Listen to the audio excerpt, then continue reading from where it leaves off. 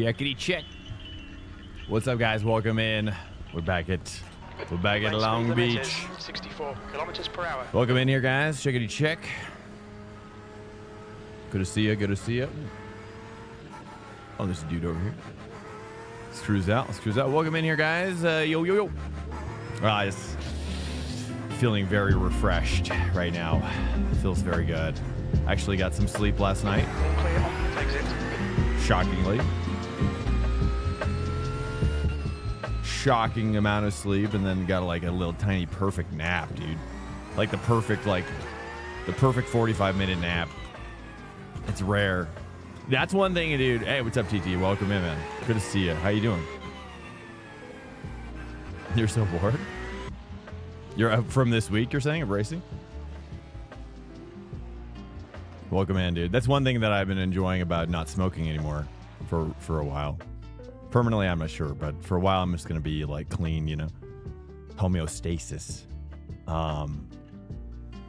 You know, letting the body recover, you know, putting homeostasis is kind of like, I learned this from Joe Rogan's, a Joe Rogan podcast, as one does these days. All information comes from Joe now, mostly. I literally have nothing to do. No of not racing. No of not racing. All right, Swank. We've got What do you mean, 2 Taco? laps. Let's get this done. I'm sure. Break it down for me. Lay it out. What's going on? Have you tried retro gaming? Are you a retro gamer? Ever? Have you considered that? Have you tried rallycross or rally point to point, like WRC? Have you tried EAWRC is really good, as long as you don't mind if it's just a single screen. As long as you don't mind, it's just a single screen scenario. It's now 19 Celsius.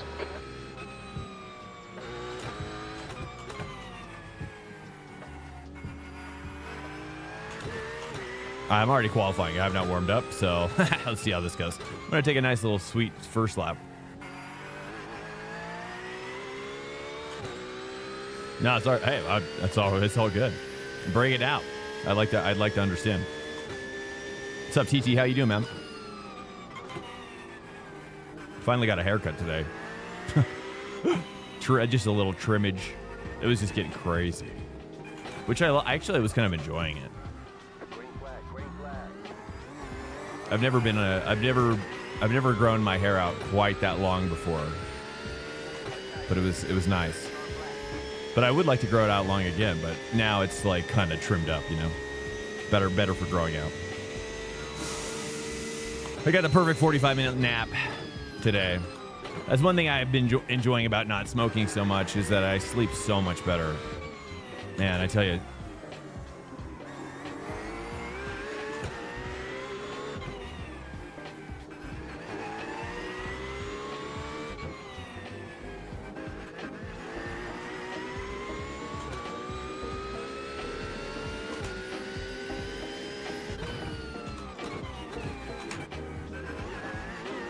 Oh, too much.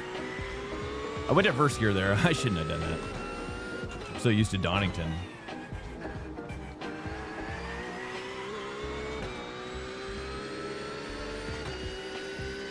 Busy work late.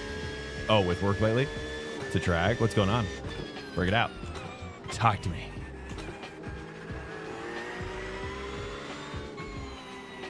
Both of you guys.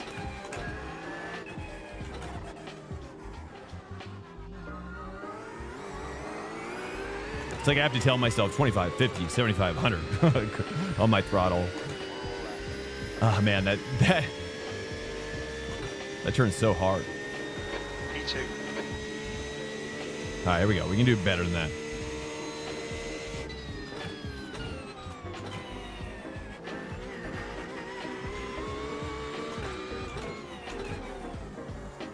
Oh, whoa. Too much? Too little? Oh, shoot. Screwed it up. Didn't get my rotation on that one.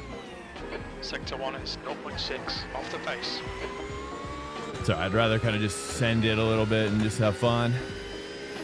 I don't think position matters so much here right now.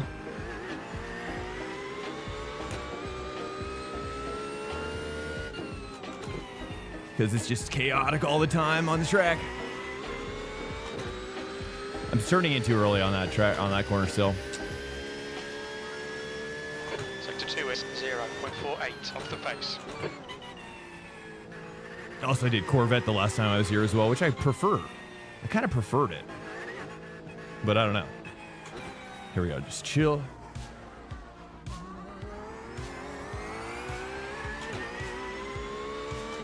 Not great. I didn't warm up. Ah. Oh, we're in fixed. I'm just gonna stay out and cruise, warm up. Actually, I need to make coffee. Oh, that's what I need. Actually, screw that. I'm making coffee. Priorities, boys. Welcome in here. Let's watch who got P1. Let's take a look at. We got Lemieux. Let's watch his laps back. See how he did. That's not saving my camera.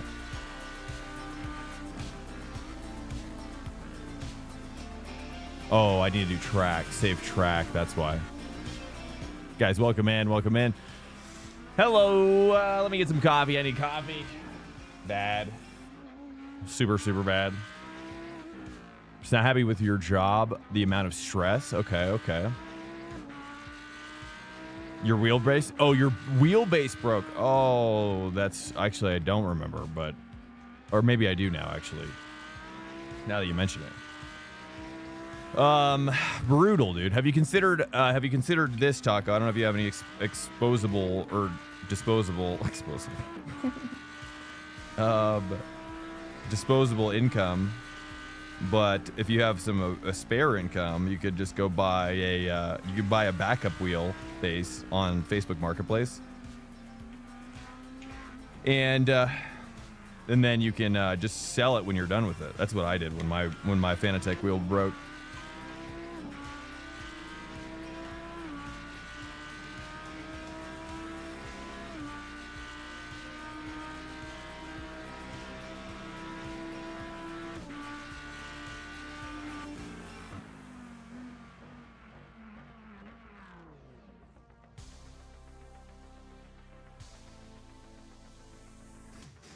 All right, there we go. There's my puck. Here's my puck job. I need to squish it down on the side a little bit more. There we go. Puck job engaged. Puck job engaged, boys. Okay, let's go ahead and go to coffee cam if you guys want to see the pool. Let's see the pool, boys. Let's see the pool. Coffee.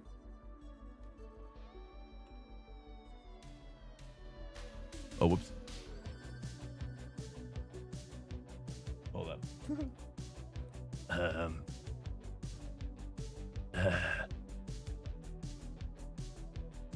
Yes. Good enough.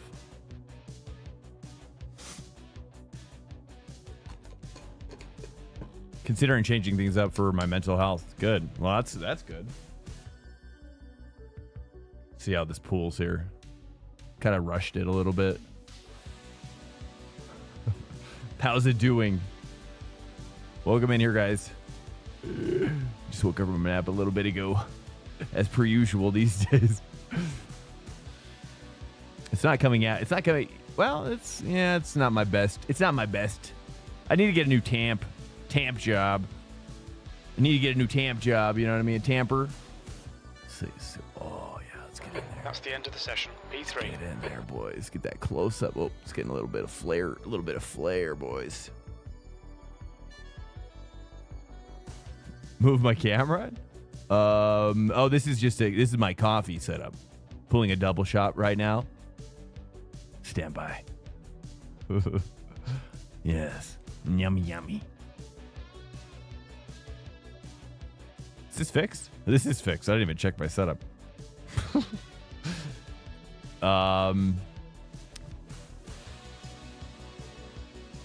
Okay, cool. Cheers. All right, let's go. Let's go.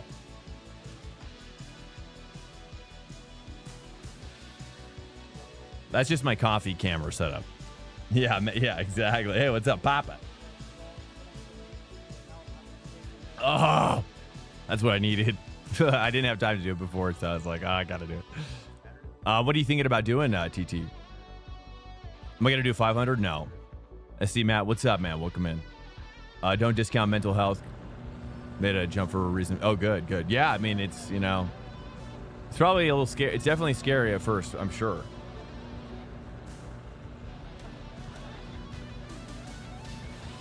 I'm absolutely sure. Welcome in here, guys. Yeah, I was doing, let me see, 40 seconds. Yeah, I was going to just now. Oh, nice. Maybe look into it. Yeah, you should. I mean, I went like, dude, I couldn't even go like this. And this was like 2 years ago. This was like early on in the stream. I had to, like, I couldn't even go like, I couldn't even go like a day, dude. I couldn't even go a day without it. That's how much I need racing in my life, you know. It was just, oh, I was like, I was going through like racing withdrawals like 2 or 3 days into it, dude. There they are. The fans, they are out, echoing through the arena. Yeah, like maybe, let me see, yo, is the haircut. I did get a haircut. No, I'm not looking normally this fresh. And I did get a nap as well, so I'm fresh. I'm freshly napped and freshly trimmed, except for my beard as well. But yes, thank you very much for noticing, sir. I appreciate it. Ghetto Bond, yo. Yeah, no, it's I had to get a haircut today. It was you know, it was like I told the hair cutter person, I was like, hey, like,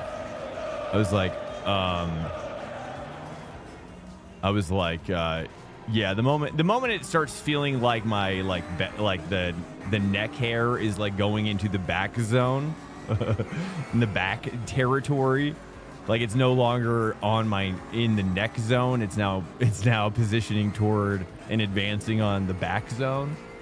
Then that's just too much for me. There we go.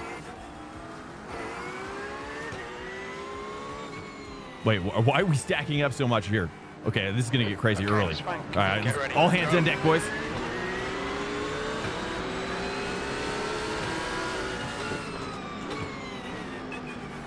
I'm just going to make myself as large as possible here.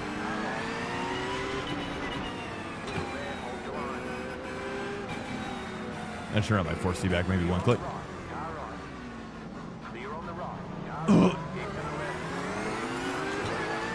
Nice. I can't believe we survived that. I couldn't believe what the Audi was doing. I was like, dude, you're not even going to make it. But he did. There's an incident in turn 4. I can't believe there was no death. It's incredible. I'm just going to lift early here. Just chill. Let's just get all hooked up. I need to warm up, essentially. There's an incident in turn 5. This is my warm up. Yellow flag. Keep your wits about you, mate. Yeah, TT, if you ever want to talk about it, hit me up in the DMs, man. I'm totally down.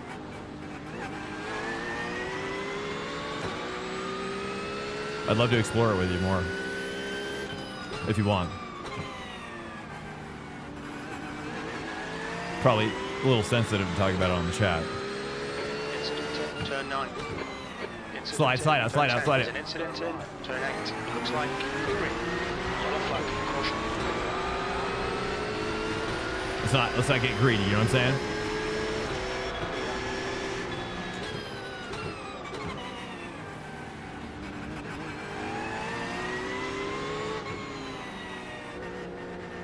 But I tell you, position does not matter here on this track, dude.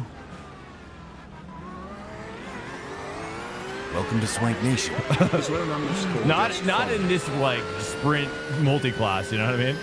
Because it's just like the single soft. What is this soft 1.7K? P2. It's like a multi-class where every class has 3 other multi-classes Yellow flag. There's an incident going in on at the turn same 1. time. It's incredible.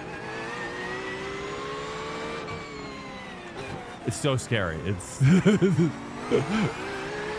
it's like, it feels like Call of Duty Warzone or something. Like just stuff is popping off everywhere.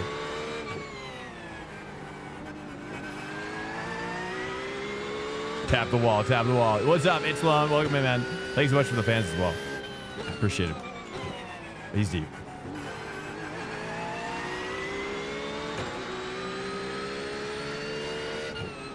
I'm going to try to go for a pass on this guy if I can here soon.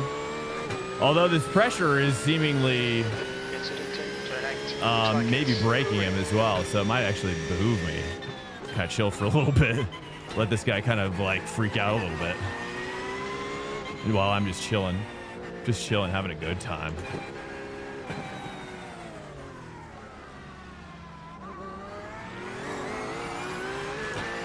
What's up, rotten tatters? Rotten taters. Welcome in. Turn 1. Can you save a stop? Should we try? No, not. I don't think in the. Or I don't know. You think we should try behind him?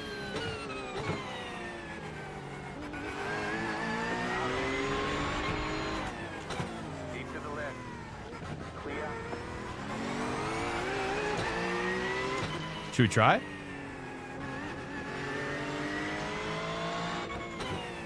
Yeah, sure.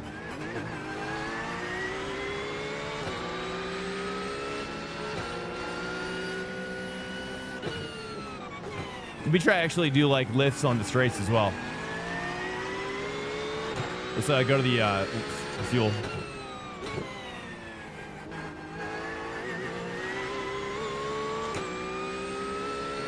12 liters, so I mean it's possible maybe.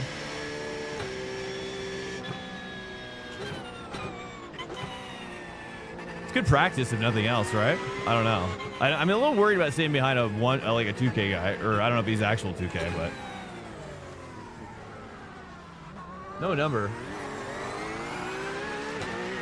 I'm worried, especially after having like PTSD from the Donington pit entry. I'm like, I shouldn't be so comfortable, you know. That crash yesterday probably changed me forever. Incident in turn 4. Changed me forever, boys.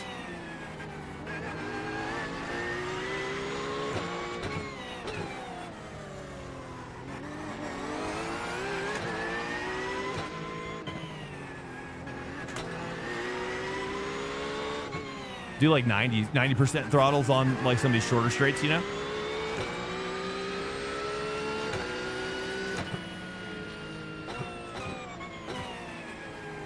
Okay, yeah, yeah, it's a good practice. We'll just practice it up.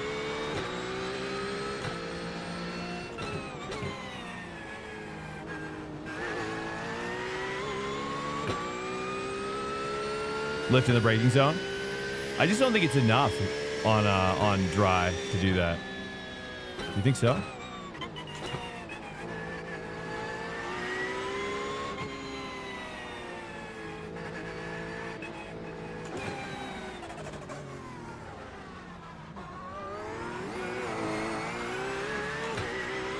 Masterclass cars are With no catching rear up. wing?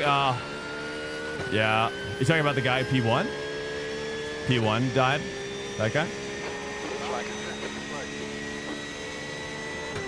I'm saving a lot of fuel already.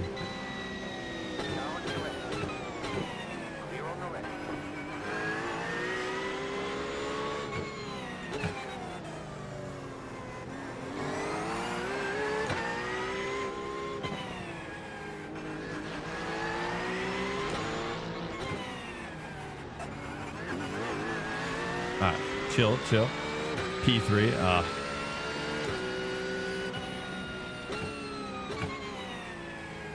Okay, Swank. There's a masterclass car approaching. Blue flag.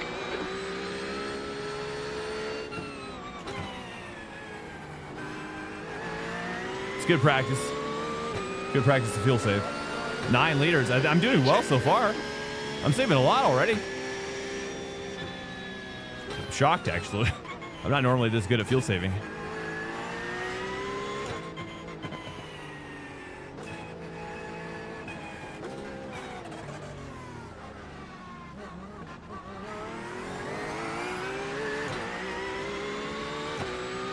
Oh yeah, I have my voice down on tracks like this. I think, yeah, it's down. Just because people are so aggro, I'm just like, it distracts me so much, you know. Sorry, man.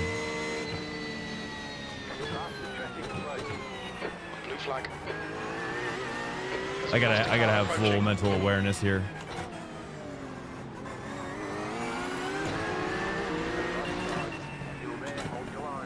All right, remember, war of attrition. War of attrition, right? It's less the GT3 cars and more of just, or it's less the competition and more of just crashing you can get yourself caught up in, you know? Which is the worst part.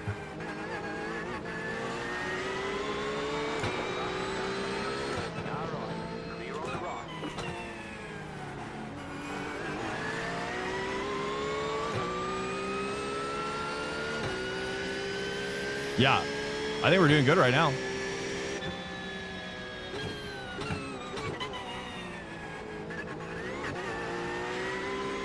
I think the key to fuel saving on dries is you gotta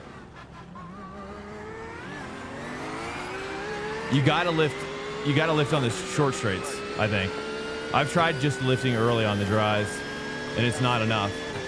You gotta lift on short straights. That's my interpretation of it, at least.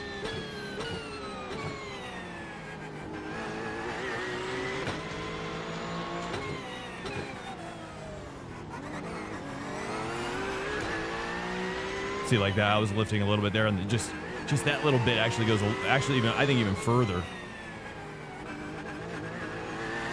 Because if you think about it, like in a real car, as I recall, I could be wrong. I don't know if this applies to these cars, but in a real car, they say like for every 10 miles per hour over like 60, like the fuel efficiency goes like way down or something, or like there's some like ratio, you know. So there's kind of like a parabolic curve when it comes to fuel efficiency with cars and throttle. Coasting works too, for sure, though.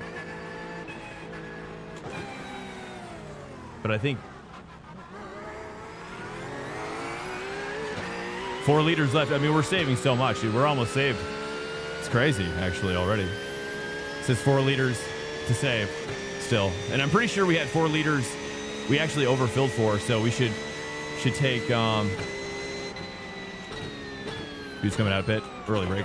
Oh, okay, nice. He did not come out.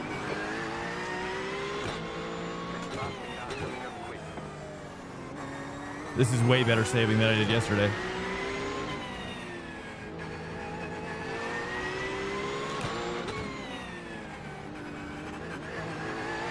Nice, dude.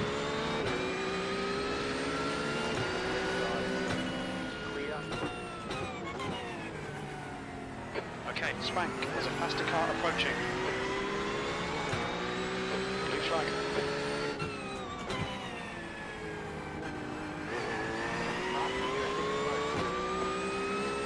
Yeah, it's so fun though. Hey, what's up, Happy Racing? Welcome in, man. You still with Aztec? How you doing? Good to see you. Good to see you. How's life? Oops. It's been a while.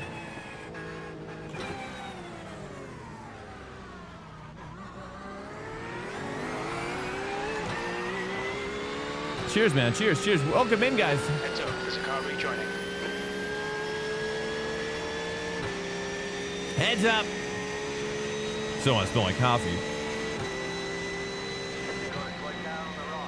There's an incident in turn 1. I think it might be Ahmed. See, I'm kind of just like, I'm trying not to go to 100%. There's a faster class car approaching. Oh.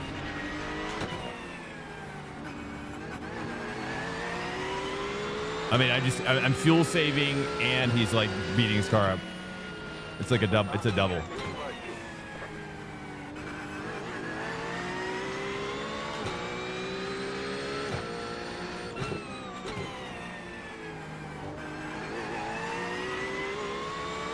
Nah, I'm definitely not pushing at all. Been a while. Yes, awesome. Good to see you. Awesome. Yes, awesome. Are you moving up? What do you see? Where do you see yourself going? It's Alex. It's Alex?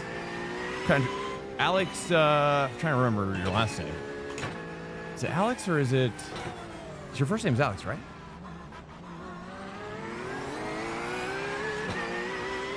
Just popped in my head. I don't know if it's right or wrong. As long as you can stay at the front, because definitely have pace. Okay, okay, copy. Okay, I probably should go back to saving a little bit. Still at 4 liters, so I can do better. I did so good those first couple ones. All right, let's just go back to it.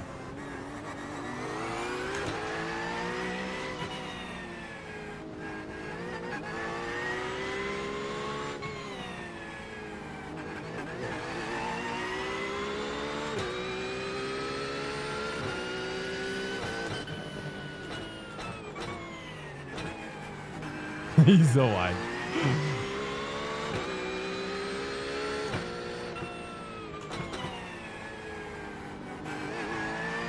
I'm so nervous of that corner. I'm just under driving that corner so hard right now. Community manager, nice dude. Yes, Alex. Yes. Yeah, fair. I shouldn't say the last name anyways. Oh yes, I think now I remember anyways. Yes. Good to see you, Alex. Awesome, man. Good. Also, I love seeing you succeed, man.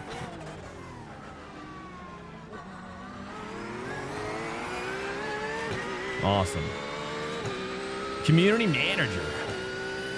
Yeah, I mean we need people that are promoting happiness in racing, leading communities in sim racing. So that makes me really happy too, for you and for everybody.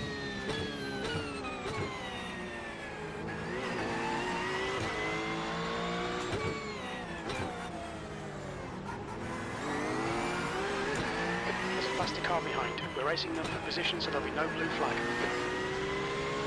Just fuel saving still, boys. There's an incident in. Just taking the opportunity and just chilling behind him. I gotta save 4 more liters, it looks like. Or maybe 2.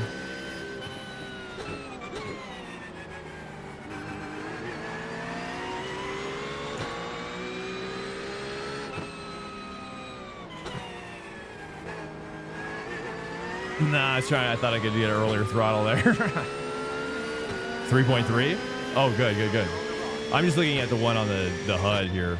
Okay, Swank, plastic car approaching. It's their class leader. Blue flag.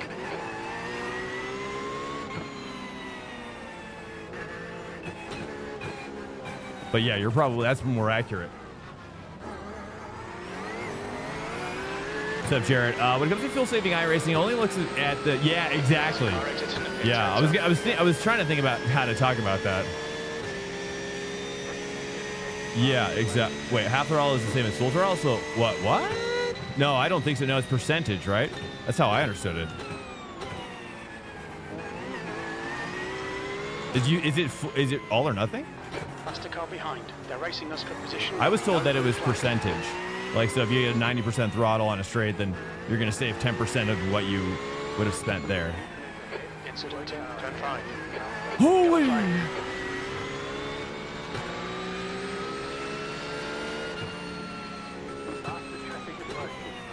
Blue flag.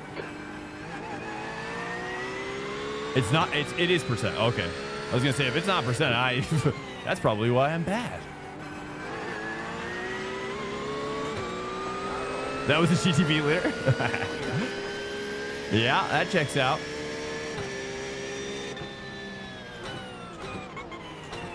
I could probably lift a lot earlier than I am. The problem is when I start talking, I go into muscle memory mode.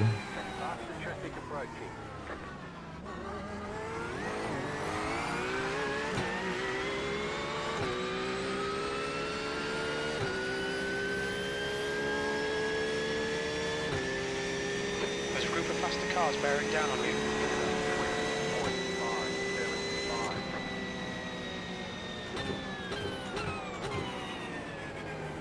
Car behind looking sketch.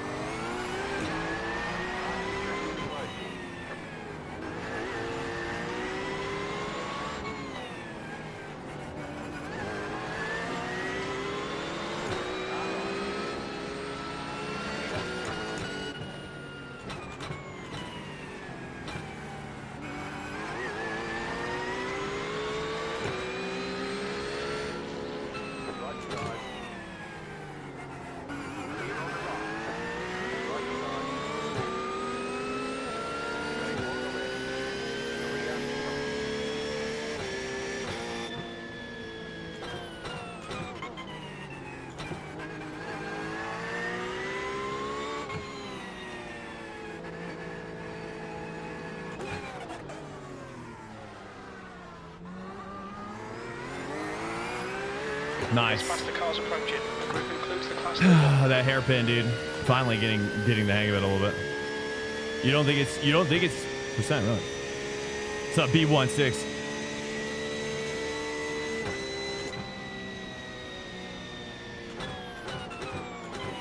I'm curious. Well, it's certainly making me want to do more research about it. Welcome to Swank Nation.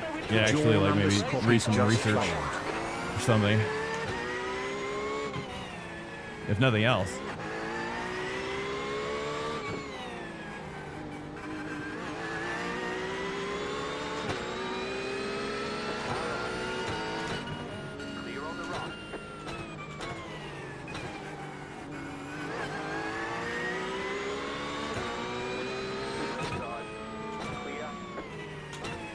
I don't even think we need to push on this guy really at this point.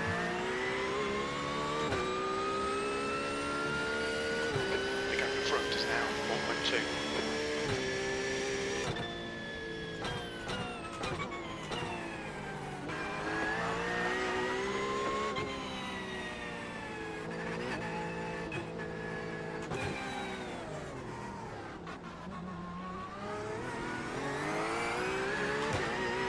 Hey, welcome in. Are my alerts not working? I don't know, or maybe I didn't hear it. Welcome in, Juan. One Piece. Okay, Swank. We're at the halfway. Nice, dude. The Juan D. Few left. Blue flag. CS player. Or you're probably referring to One Piece, the anime. Car behind's a Is that faster worth class. watching? If you're not really, like, I'm kind of anime. Like sometimes I'll watch anime. Oh, I actually really want to watch that new anime, The Lord of the Rings. Have you seen that? Has anybody seen that? Is that worth watching?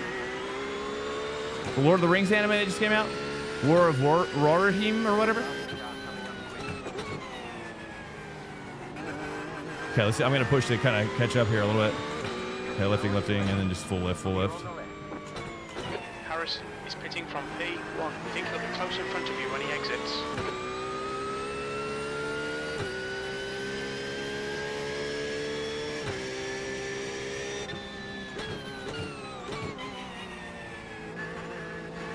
I was looking at One Piece, I think, and also, there's a. Faster car behind. But I've also, I'm waiting until my daughter gets old enough to watch. The first one we're gonna watch is Last Airbender. I have the box set for that, and then after that, I want to show her the Naruto series, maybe like 7, 8 years old.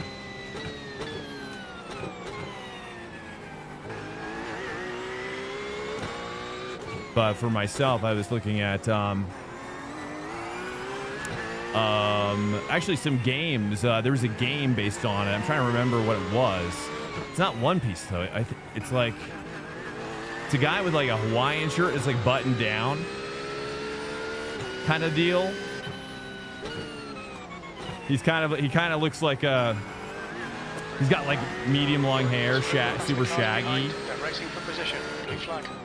Type of deal, brunette guy. Pirate? Is it pirates? God. Yeah, dude. Well, she's 5 now, so I don't know. I think she's probably old enough to watch it, don't you think, now? What do you think? What do you guys think? I think 5. But we started watching Pokemon Season 1. The original series as well. I want to show her Power Rangers too, like the OG Power Rangers as well. I actually think OG Power Rangers is actually really good. It has aged like fine wine. I tell you.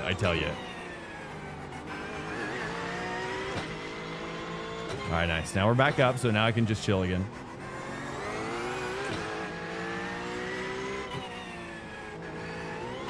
Alert. Incoming raid detected. Maddie! Matty just raided Maddie! with 100 Thanks so much, sir. Welcome in. The Maddie crew. Good to have you guys. Thank you so much, Maddie. We get a shout out for Maddie. Maddie's awesome. Especially if you speak Welcome to Swank Argentinian? Nation. Or is it, what language do you guys speak there? Is it Portuguese? Or is there a bespoke Argentinian language? I don't even know. I feel bad not knowing. Hey, what's up, Maddie? Thank you so much, sir. We can get a shout out for the Maddie. The Maddie, dude. You're awesome, Maddie. I lurk a lot. Can't really, you know, I don't know the language, so until, I mean, I'm actually shocked that Twitch hasn't come out with like an auto translate with audio. Like, think about that, dude. You know how much? I think that would go a long way. You know, because there's like real-time voice translation. It'd be awesome. Go collab. Oh, it's Spanish? Is it Spanish in Argentina? Really? Uh-oh, car outside. Car outside. Sketchy car outside. Okay, don't kill me, please, dude. Welcome to Swank Nation. The 22_ just followed. We're just kind of cruising behind this guy right now. I could have passed him a long time ago, but I'm trying to go for a no stop here. Welcome to Swank Nation. Camposimio just followed. Oh, the alerts are working. I just heard it in the back of my head. Hey, Campus and Patoob. What's up, man? Patoob. How much liters do we need to save? It looks like 3.2. I don't know if I can make this, right? Should we have to go full hardcore? Hardcore mode? Hardcore savings now to make this work? There's an incident in turn 11. I think I need to carry all the way, not just kind of carry this all the way down. Try to. Maybe I do more 3 there. Car approaching.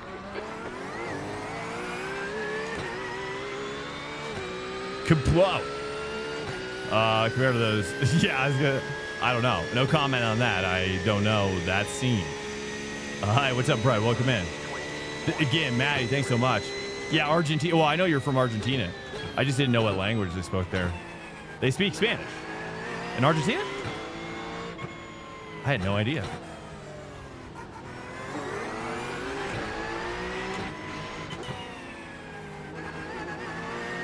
I thought it was Portuguese. I would have, if it was like if this was like some sort of a quiz show, I would have guessed Portuguese.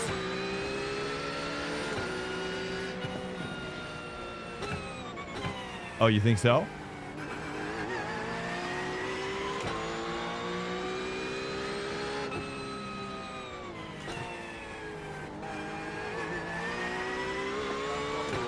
$3.1. I'm pretty sure I could do it now. Because I finished with 4 liters before.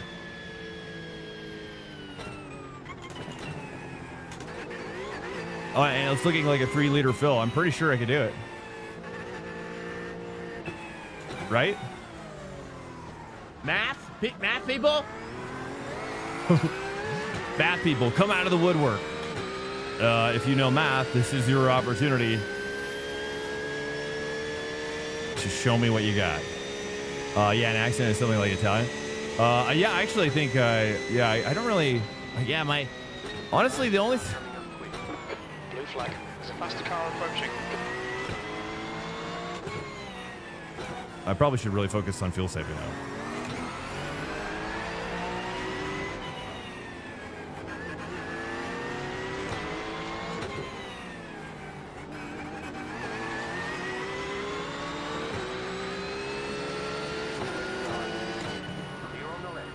There's an incident in turn 1. It looks like Mosley.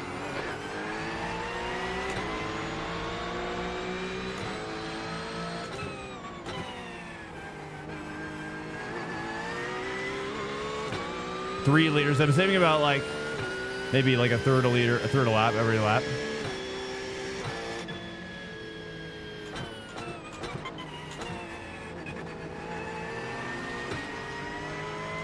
I'm looking at my fuel calc as well on the race lab at the top of your screen. I need to really fuel save better there.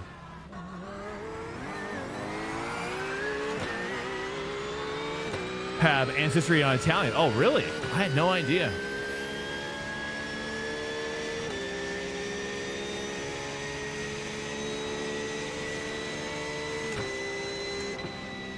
I'm a big fan of Lionel Messi, though.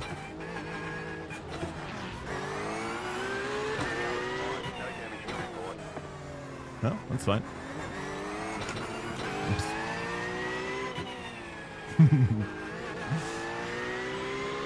I'm pretty sure he's very damaged at this point. He's hit the wall like 4 times, dude. So funny.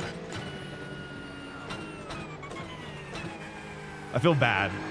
I feel bad that I'm doing this to him.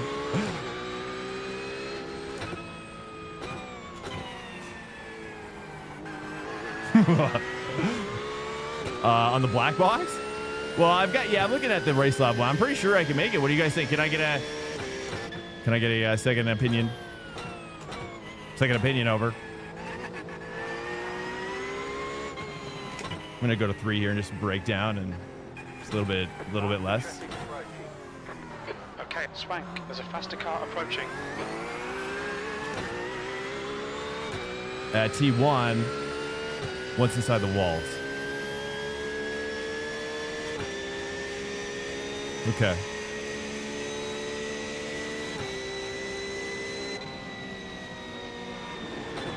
Like that, you're saying? Is that kind of what you're thinking?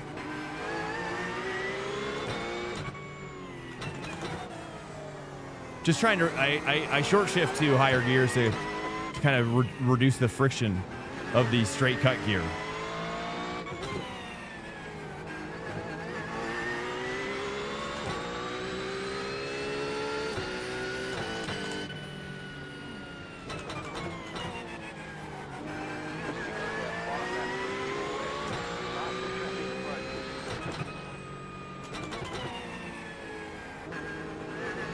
That was a little narrow. 2.7 liters.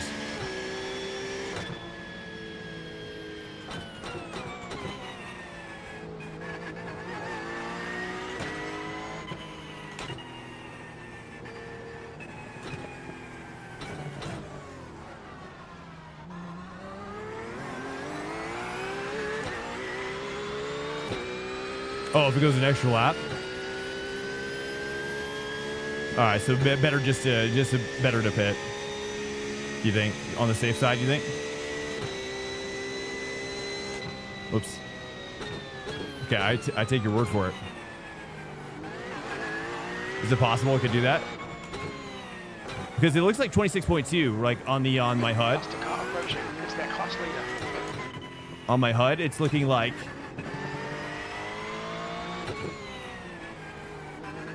Oops.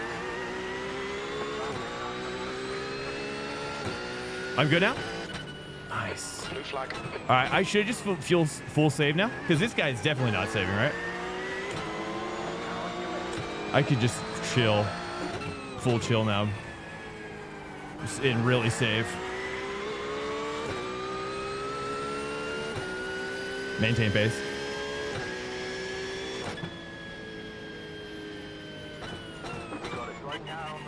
Blue flag. Yellow flag. There's an incident in. Turn 11.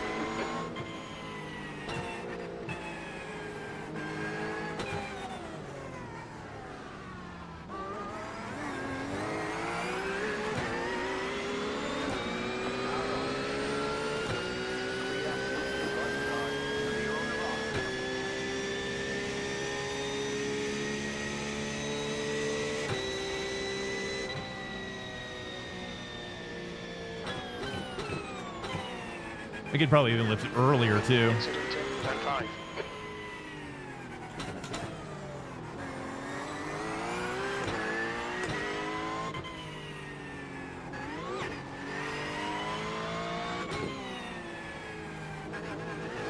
There's an incident in. Turn 7.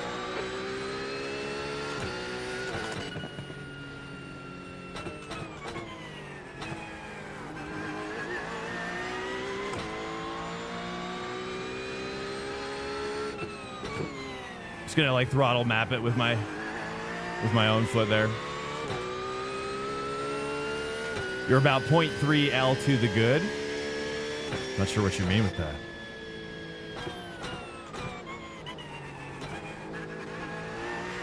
So no pit, no pit. I guess we'll find out, right? I mean, if I have to pit, he'll tell me, right? Position 8. You should be a little bit behind when he comes out.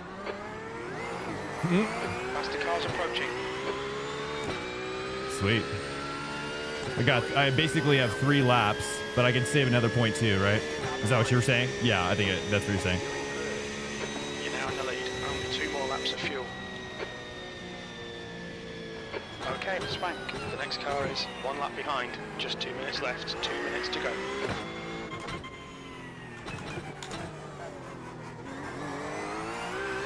Blue flag.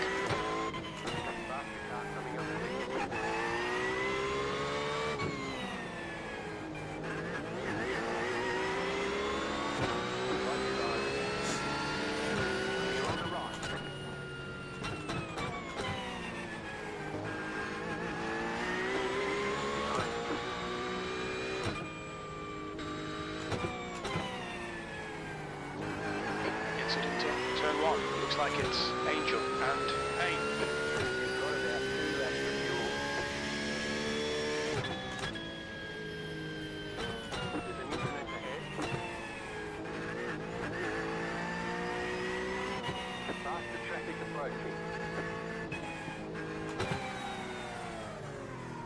There's a group of faster cars behind. Okay, copy. Yeah, I see it. I'm just gonna do a lift here.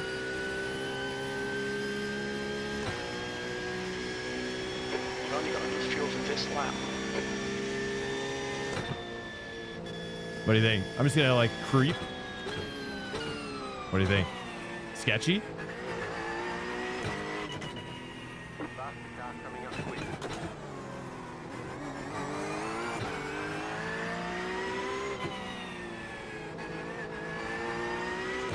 Do we pit?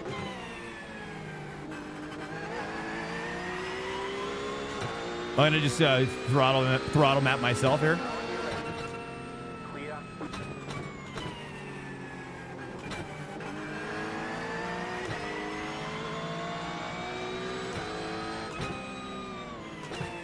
Dude. There's a faster class car Oh. behind. Bruh. Alright, Swank, in this lap, box this lap. Blue flag. Should we pit? Owens is pitting from position 7. We think he'll come out just behind you. There's an incident in turn 11. 2 litres remaining. One more lap to win.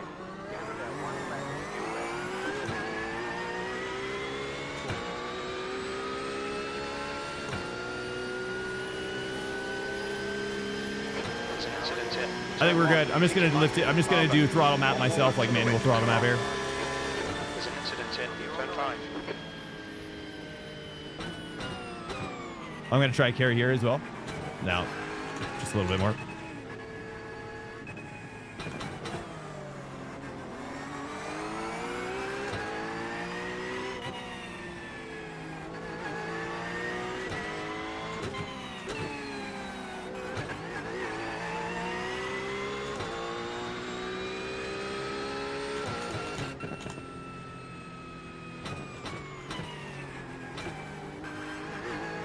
Okay, Swank. There's a faster car approaching. 1 litre remaining. Blue flag.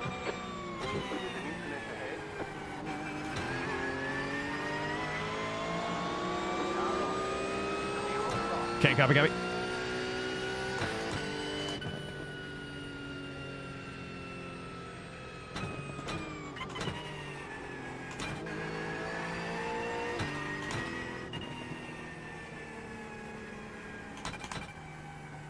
There's an incident in turn 11.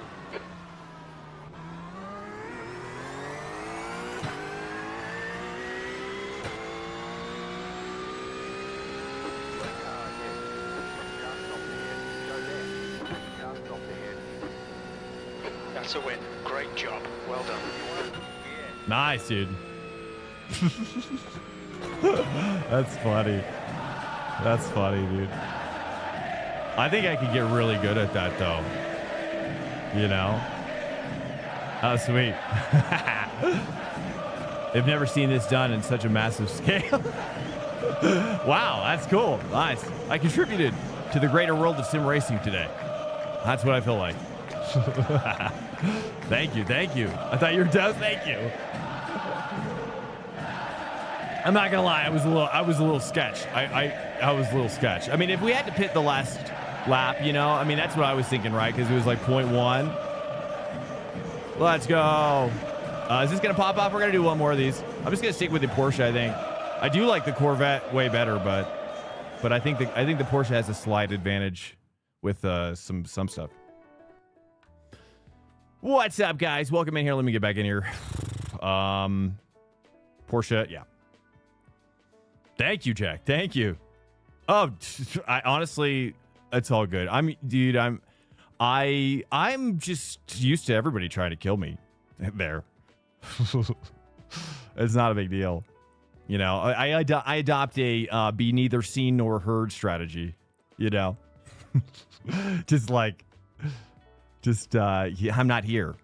You know, I'm going to give you every corner possible, dude. That's my prototype philosophy. Insane strategy. Thank you, Happy Racing. Yeah. Yep. I saw you looked at my pedals. Is that right? Yeah. I'm using the Ace-Tech Invicta pedals at the moment. Dude, that was intense. I was so nervous. That would have been so sad to start the stream if we had died.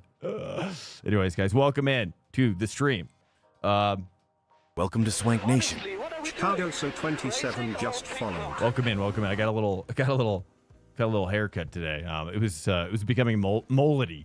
It was basically becoming a mullet at some point. And I wasn't into it. If there I saw that. Any other, I don't know what I missed. Hey, what's up, Gavin? Welcome in, man. Good to see you. Never expected Long Beach to go so well, but it's really good. Dude, it's amazing. Yeah, I mean, as long as, like I said yesterday, which is like, as long as you, let all GTP drivers have as much pace as you can possibly give them. Like, really treat them like some sort of demigod, right? You're gonna offer up sacrifices to them, right? You're gonna worship them a little bit, right? Even if it's a placation. Even if you're placating them, right? That's okay. They don't care. They still like that. Even if they knew it was placation, they would be still happy, you know? And then the other side here too is the soft is so low. You have like multi-classes within multi-classes, which is awesome. Honestly, that's all I really like. That's all I've ever wanted out of like IMSA multi-classes. I would love to have peak up. I think adding peak up to this race and even GT4, I think would be. I'd love to see a GT3 versus LMP3 situation as well. 2 wins so far. Don't cross the white line. Yeah, I've got 2 wins so far too, which is weird. I know, isn't that so weird? Nice, dude. Yeah, I mean, it's as long as you know, for all the drivers struggling, is like as long as you can. I think it's about average finishes here, and less about moment to moment performance. You know, it's such a long race when you consider how short the lap is. It's so long, so there's just so much opportunity for everybody to die. Car behind's a faster class. And I think as long as you just kind of like run your race and don't feel pressured, and also too like really like the guy in front of me, if I was coaching him, I would say the advice would be to let me go, like give this driver, like give Swank the position because he's using you. He's using you for his own nefarious needs, and also you're under way too much pressure as well. So especially on a track like this, if you know, it's just natural human. It's human natural. Human behavior, right? Like when we're being pressured, we're gonna want to brake later. We're gonna want to try to just, you know, it's basically the end of it's. But the problem is that when you start to do that, you start getting more understeer. You start burning up your front tires more. And then you start running the risk of going into a wall, and then you start snowballing your tire degradation, and it's like it's a slippery slope from there. You know, because then you're not even having fun. You know, again, I recommended this video as well yesterday. I should get the link, actually. Maybe I'll get the link because it is really good. It's a really good video. It's Alberto Nasca and Suelio talking tire degradation. He has like a coaching session with Suelio. And Alberto Nasca is a really, I don't know, really famous, but he's a well-known driver in Europe. Is he still racing? I hope so. I haven't watched the channel in a while. But anyways, that video is awesome. NASCAR's cool though too. If you like, sometimes the videos are a little stressful to watch his NASCAR's videos, and there's, you know, I don't know. I'm not a big fan of like complaining, and sometimes I feel like there's a lot of complaining happening, and I don't really like to watch people complaining like that. So, but he seems like a very nice guy. People died directly behind me in the last race. Lots of feature changes, but no lead changes. By the time GTBs, a lot of the GT3s are insane. Yeah, and then there's that. And then you just have more opportunity for, and then the low soft on top of all that. But watching that Suelio and NASCAR video, I tell you, was one of the best. That was one of the best. That's one of the best YouTube videos besides Skip Barber going faster that I've seen. For me personally, changed my driving style forever after that. You know, because it really kind of connects your brain, because it's like you learn trail braking. You know, you learn trail braking, but you don't. At least for me, I'll speak for myself. It's like, you know, when I learned trail braking, it's, you know, you're thinking about speed and you're thinking about just pace. You know, you're not thinking about tire degradation. You just want to go faster. But then you get a little bit better, and then you realize, oh, actually, there's a direct correlation between really good trail braking and trail throttling and tire degradation. And because the goal is that you want to basically distribute the intensity of the weight transfer as evenly as possible over all four tires. So if you're late braking like this, you're building up heat in the front tires way too heavy, just in general. You know, or if you brake late and then try to put too much pressure on that outside front left, then that's going to snowball down in grip level as you go. So, you know, again, a track like this really, you know, I did IVRA at Detroit. I was in an IVRA race at Detroit, and that's where I started to really learn about, like, kind of like you're racing such good people, and raw pace isn't everything. Detroit's a brutal track. I actually think Detroit's harder than this track. Detroit's way harder. I don't know if that helps or not. If you have any, I don't know, ideas or whatever, additional ideas. But yeah, I mean, I would say, you know, I wouldn't push any corner. I would say underdriving it, like do like a 1% underdrive and then like a 10% underdrive at your worst corners. Like, you always be underdriving it a little bit here, but then you really want to underdrive the corners that scare you, in my opinion, because those are going to be the ones that eventually ruin your race, guaranteed, every time. Like that one guy did down here. Was it? I don't know which way we're facing, but maybe it was the one back here. You know, that corner going into this straight here. Dude, I can't wait. Look at this lighting, boys. Oh, this makes me really want ray traced lighting in this game. Dude, look how good. This looks ray traced almost. It looks so good. Yeah, this has to be ray traced, dude. Checkered flag, P10. That almost looked like a new engine right there. Is that an old loading screen? I don't know. I've never noticed that before. Hey, what's up, Sauce? Welcome in, man. Hey, nice. Thank you. Most sport tracks. Hey, oh, dude, that's a tough track, man. That's a freaking tough track. I love that track though, but it's brutal, especially multi-class as well. The bottom hill right-hander, the double right-hander is, again, that's kind of like, I treat that like a 10% underdrive as well, typically, you know. But then you build up, right? Like that's kind of like what I learned as you drive more. It's like underdriving your scary corners and then kind of going, okay, now I'm going to underdrive at 9%. Okay, now I'm going to underdrive at 8%, right? And you just build up that confidence, and just very slow. Just keep pushing it just a little bit more, until you're like, wow, I'm actually cooking now, you know. And then I think a lot of people too, like I'll just say this as well. Might as well top it off with a little cherry on top. Some whipped cream, which is, sorry, I started thinking about it. It's like an ice cream sundae. There. Now I want one. What was I saying? Ah, crap. Matt Malarkey, hello. I love that last name. Dude, Malarkey's one of my favorite characters in Band of Brothers. Are you related? I hope so, dude. You're gonna, if you tell me you're related to Sergeant Malarkey. Road America?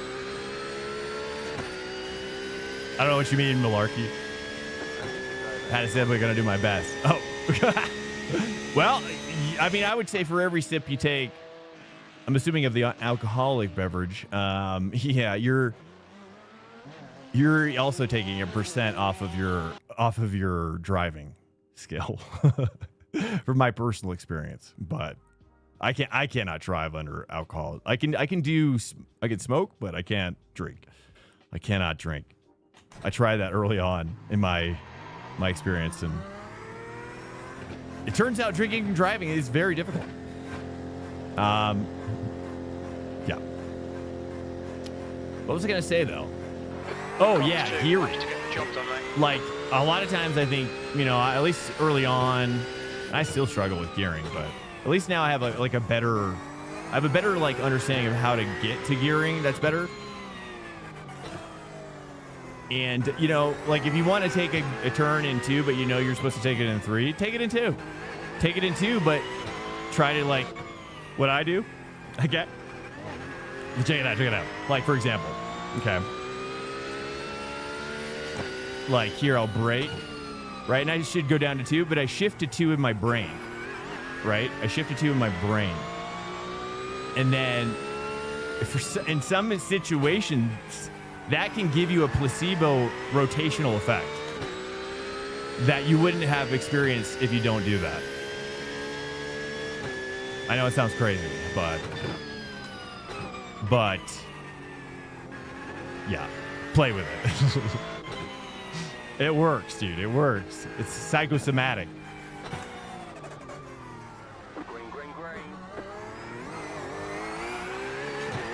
What do you think about Cadillac F1? Will Colton Herta drive for them? I don't know. I did hear about that. I love it. I love that idea. Is that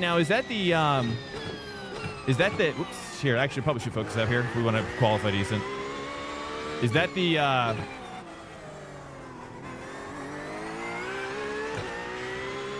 I can't remember his name. Who is the owner of that one? Is that Haas? Is Haas running that one? Or is that Andretti? Or did Andretti, what's going on with that? No, Haas is already in there. I'm talking about Andretti. It's Andretti? Okay. So they got in. Good. How'd they get in eventually? What was the process for that? How'd they get in? Or is it Haas? You're saying it is Haas. Oh. It's more just rain just into the corner and we'll by trail. Yeah, exactly.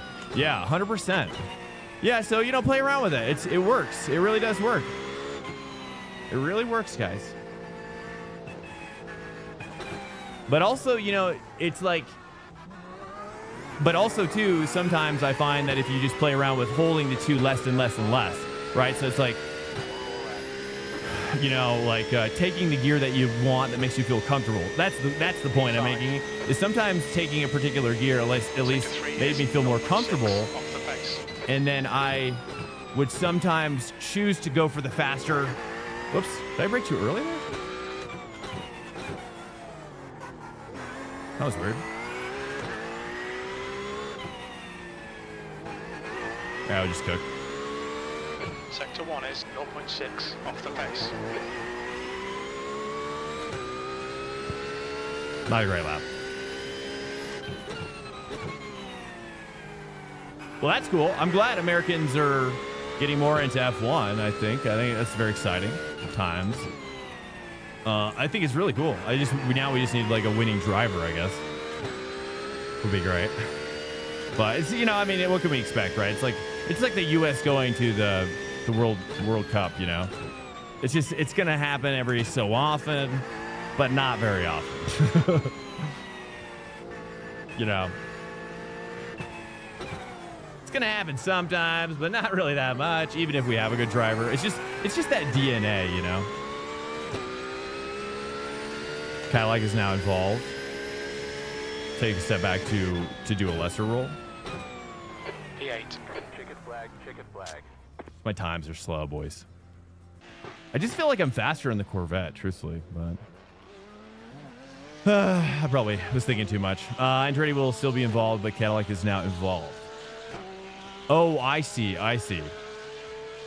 Weird. So, huh.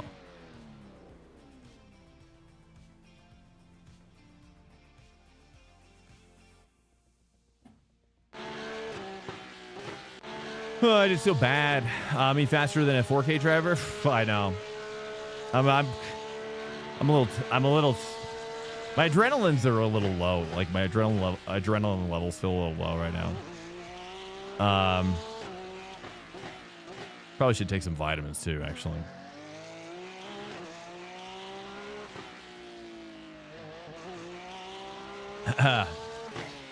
Stiff out there, and there's almost too much opportunity for networking. Yeah. I don't know. I'm curious to see where. I mean, I personally would just love to see F1 have like larger grids. You know, back up to 30 plus would be great. I think 33 plus is, in my opinion. But the problem is the cars are so big, right? So that's why they've had to probably make the. I don't know. I think the cars need to get smaller. The grid sizes need to get larger. Yeah. You should. Yeah, I'm not very good with this car right now here. I'm much better with the, I prepped with the, I think I raced Corvette yesterday in the Open, and I think I got P1 on the Open. But now I'm just not as good with this one for some reason. But the Corvettes, but I don't see any other Corvettes, just Acuras and Audi.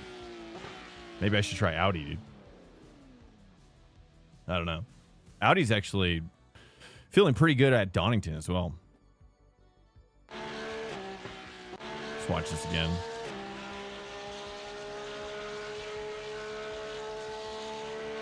The issue is sharing the profit. I know. Am I? I don't know where I'm losing so much time. Probably just under. I'm probably fuel saving. I don't even realize it. Grammy Lowdown is team principal. Interesting.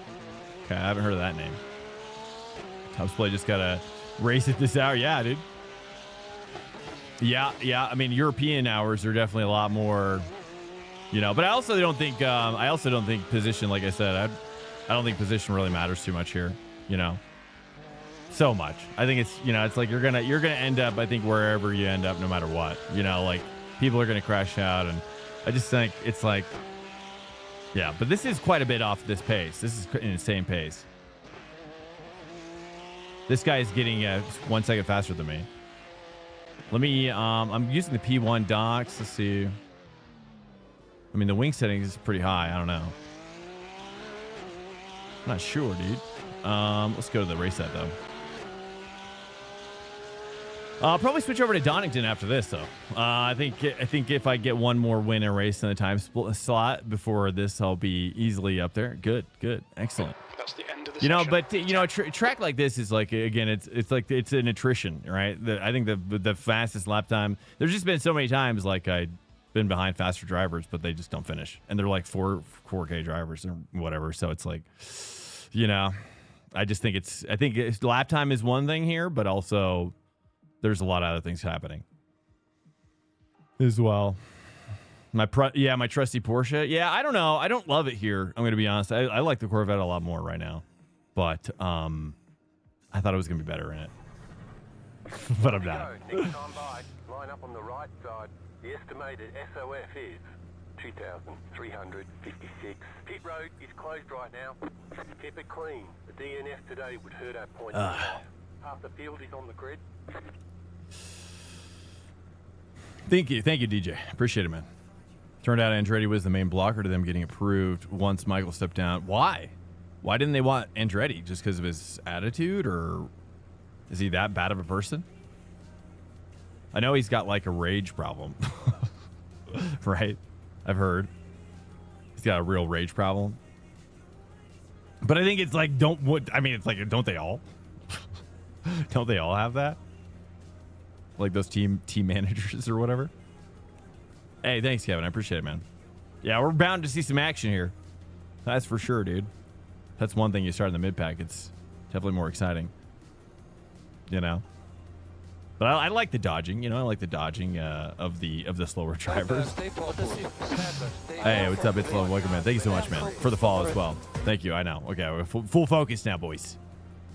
This is what's the is it possible to save for this one? What is the pit strategy here? Car number 5. 25 laps, 50 liters, and then what's refuel here? Is refuel 14? I wonder if should we rolling start. Get ready. Should we try it? You think we should try to fuel save for this one? Is it possible? That way we could jump over everybody and like win, right? Because I guarantee none of these guys are gonna do it, right? 6 laps of fuel. Speed is 72 kilometers per hour. You have to pit? Is that a challenge? That sounds like a challenge, honestly. Oh, it's 10 laps? Oh, okay. That is a lot. That is a lot of laps. But I feel like I could do it. The undercut, I mean, the no cut or the super cut, which is the no pit.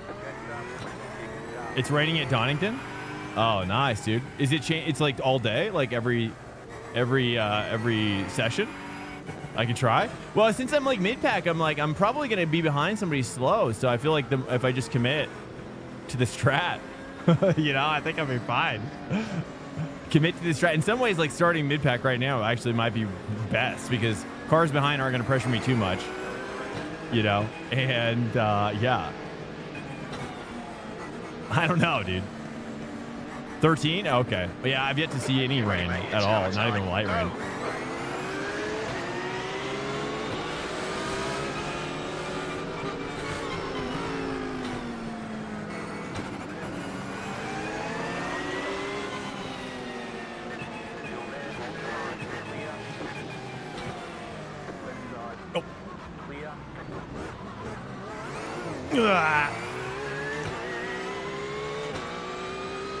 Probably should have just...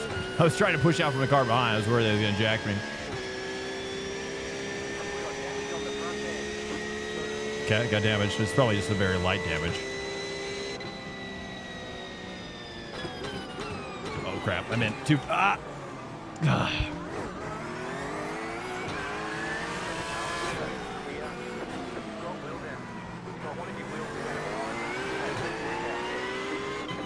Stewards have called us into the pits for repairs.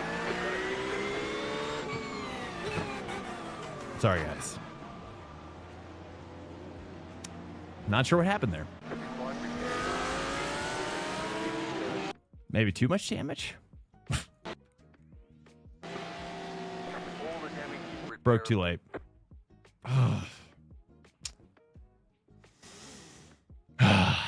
Bummer.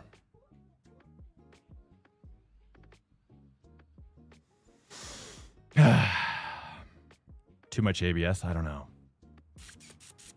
I'm not sure. That's fine. That's fine. At least we got 13 minutes until they're fixed here. Sorry, guys. Don't normally do that. What should we do here? Which car? Stick with the Acura or go with Corvette? Or Porsche? Or Lamborghini? Ugh. Lambo. Lambo. I hate the Lambo here, but I should try it. We have enough time, maybe. Lambo. Screw it. We'll go Lambo. Well, Audi maybe? A little bit of Audi action? Go Audi. I don't know. It's probably me. I was thinking it could be a part of the damage maybe I had, or I'm not sure why it just wouldn't stop so well. Maybe I turned in a little too early. I was thinking about fuel saving, and then I probably the cold tires as well. I think that's probably what did it as well. I was trying to save. I don't know. I'll think about it. Audi. What did I do? What did I check? What did I even pick? Did I pick Porsche? No. Did I pick Porsche? I don't even remember. Maybe we just stick with Porsche to screw it. Write-up coming in a couple days. I was looking at my standings trying to make sure I got the jump in the pits. That's how yeah, man. I'm so disappointed in myself at the moment, but it's going to happen, boys. You just got to embrace it. You know what I mean? Embrace the pain. I haven't done that in a long time. Yeah. Yeah, I've been 6.2. Yeah, that's when I was doing, I think I mained Porsche for an entire season or something. I don't remember how I got up so high. I think I was just doing GT3. Oh, that's what it was. That's what it was. I just did GT3 sprints back to back. I don't even think I did IMSA for an entire season. Yeah. Pit lane speed limit is 60 kilometers per hour. What's up, David? Welcome in.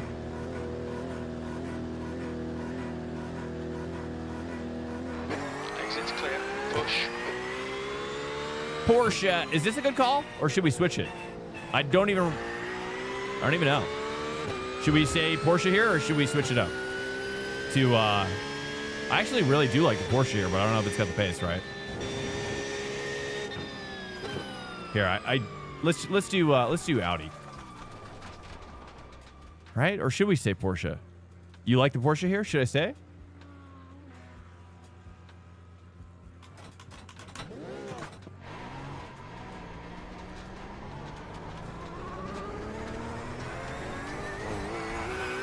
Happy, yeah. Give it a longer go. Okay.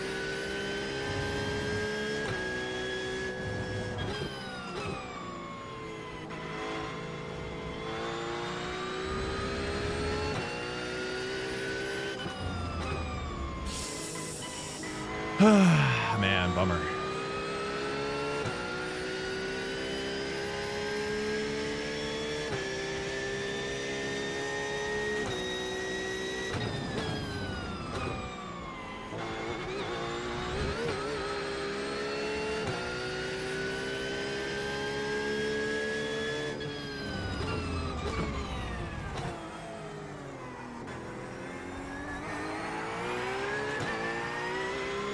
Voice only? Yeah. Yeah, of course. Yeah, for sure. Thank you, Sauce, for asking.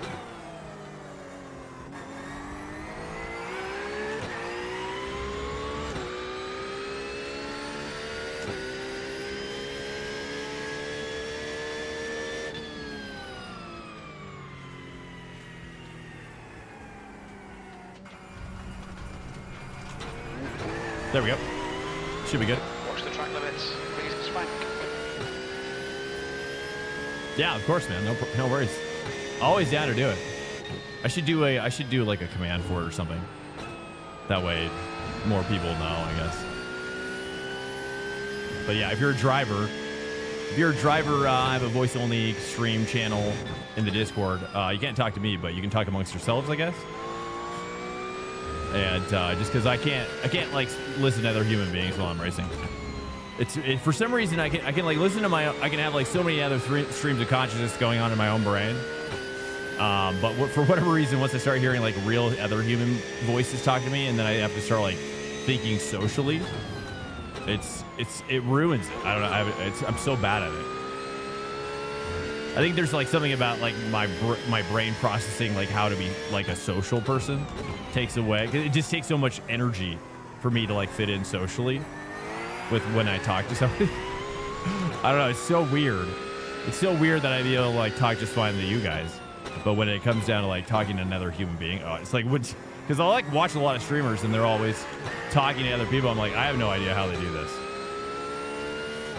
Talking to another human being while racing. Impossible.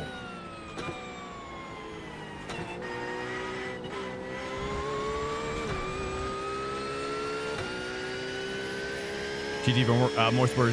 Dude, yeah, I've been thinking about Mosport for sure. I did GT3. I did GT3 at. Behind has just done it on 31.20. I did GT3 at, where did I do it? Le Mans.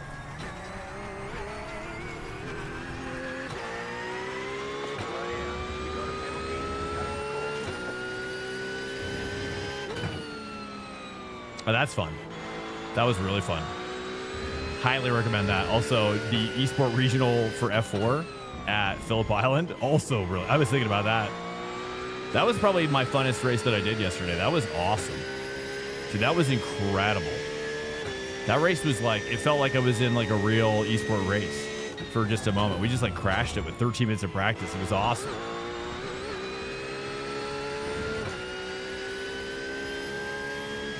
Battling for second. Got disconnected. Oh, brutal. I almost got disconnected last night, actually. I've never been disconnected before. My entire leaderboard like disappeared for like, it was a long time. It was like 5 seconds. I thought for sure it was done. I've never even seen that before, but my stream didn't. I looked at my stream connection. It was fine. So I don't know what's going on with that. 23rd place.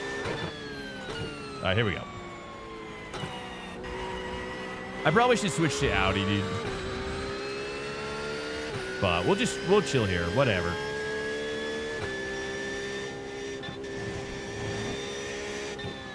You got a slow car on the right.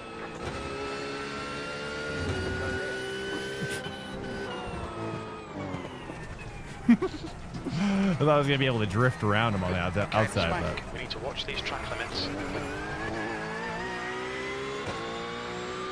yeah, disconnects are absolutely tragic, dude. Yeah, it's gutting.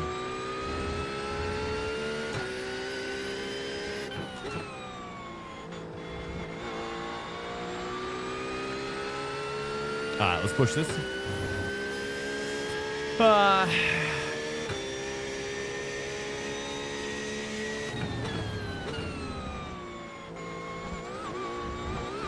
I gotta really ace that corner. I don't know what to... that's a tough corner. I'm really kind of confused about how to really attack that. 2 gear feels like sometimes works better, but I feel like if I could commit to the 3rd gear, then it would be better in general. This one, you gotta go early 1st gear before this bump.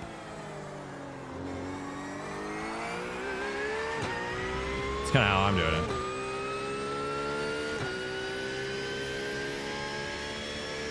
B26.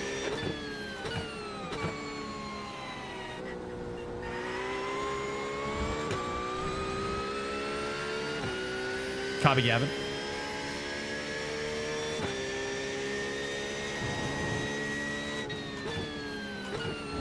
I run a really high force feedback strength, which also might be kind of what you're seeing as well. You're 10th off the pace in sector 1.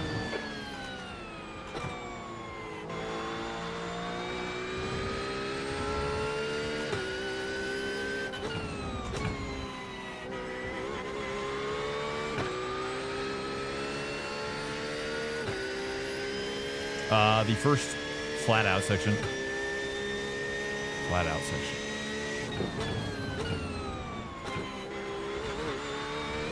Yeah, I feel like it's got to be 2-3 there, dude. I just can't make the 3. Are you guys doing 3-3 through that kink? Should I be doing 3-3? You guys think? Through there, or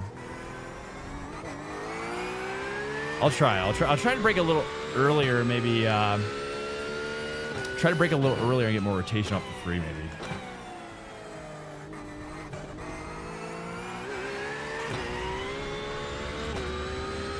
Accurate 3rd gear, 75% brake, first board, second turns.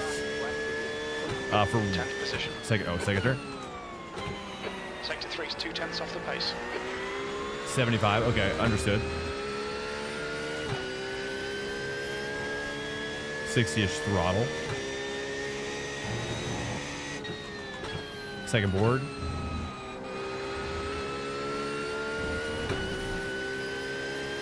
Yeah, it's... Track limits.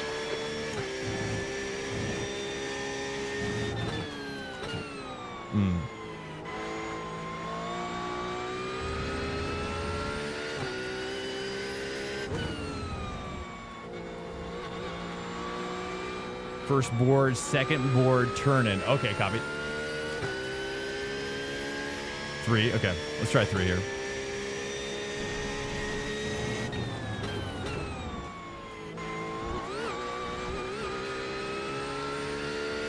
No X there. You could really cut the first one. It seems like more than the second one, right?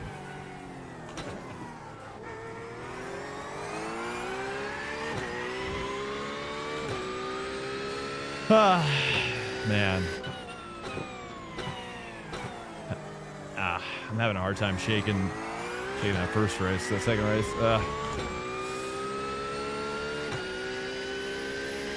Do you think I should switch over to probably just committed at this point?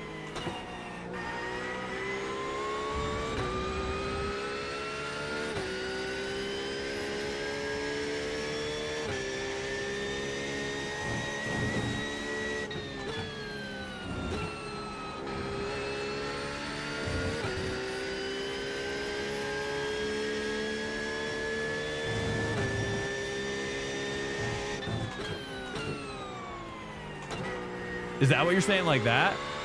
For that corner? Or which corner are we talking about? What's up, Sora? Welcome in. It's an X there. Okay, Swank, you need to watch the track limits. Daddy's calling my name. Should I? Do you think I should? I mean, we're not too far off those Audi guys, but we'll switch it up. You guys want me to? Would you guys rather?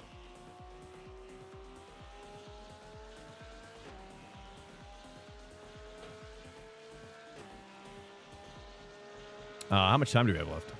Let's take a look here. Oh, it's close. I did the Audi once. Oh, not looking to switch. I was more just looking at times, really, my lap times. Sometimes guys in here know me better than myself, you know. So I always just ask. Your tires are cold. Watch out.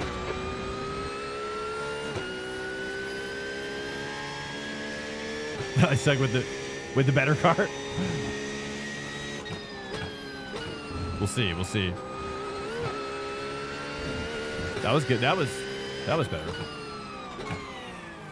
I think. I don't know. I'm just second guessing everything now. It's gonna happen, right? It's part of racing. It's part of racing, dude. You got those moments where you doubt everything. You know, it's good. I haven't been in this feeling for a while. In fact, after last night's stream, I was feeling so confident.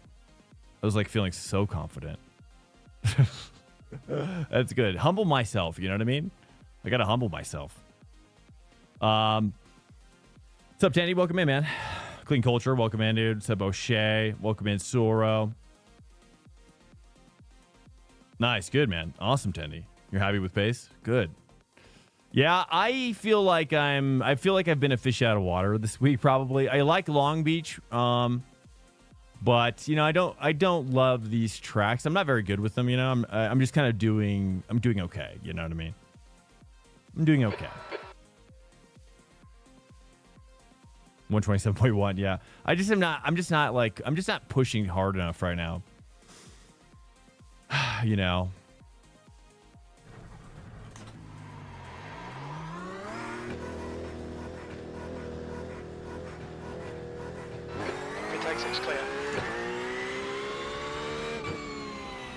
But I don't mind when my iRating drops. I actually kind of like when my iRating drops, just because it makes it so. Just because I think I think everybody's iRatings are kind of down right now overall, the average. So it kind of helps with placement.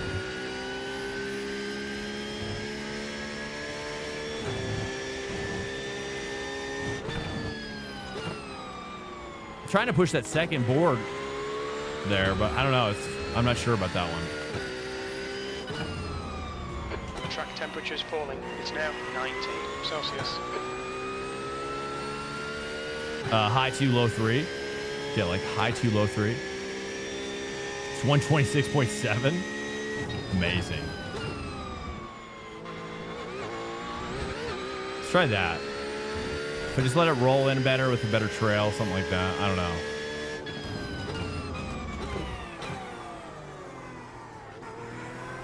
Where are the bollards? What's a bollard? A bollard?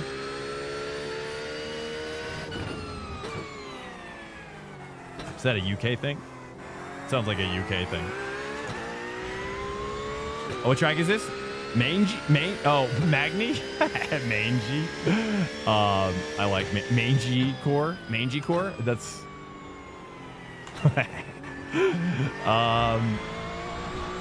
Mangy Core. Thank you for cheering me up. That's a bad space. No, this is Donington. This is Donington. It's a new track. Is it just, I don't know how long it's been. Mangy. Yeah. Yeah, no, it's great. I'm not a big fan of Magnicore myself, either.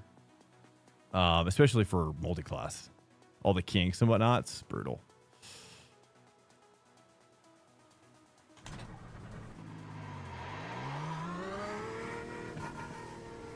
I've never played Automobilista. We've got 2 laps. I've never played GT7.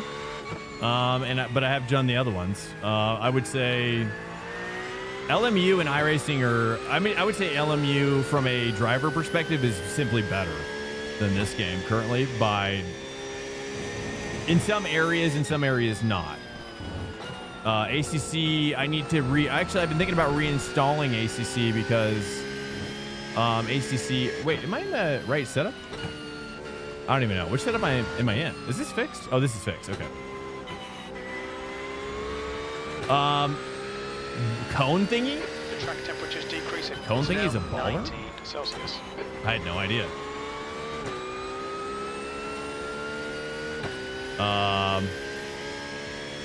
A-class license. Yo, how's my license? Oh, I've got A. Yeah, the most important thing for me is my A license for sure, dude. Yeah, the A license is critical to maintain. Once you drop into the B, man, ooh, it can get tough to dig out of that. It can get a little tough to dig out of that. So I try to keep mine up above A at all costs during the season. Got demoted? Oh, sorry to hear that, man. Yeah, it's brutal. Because then now, especially because the IMSA used to be B, right? IMSA was B? Or no, has it always been A? Or no, it was called pure driving before, right? Was it? I don't even know. No.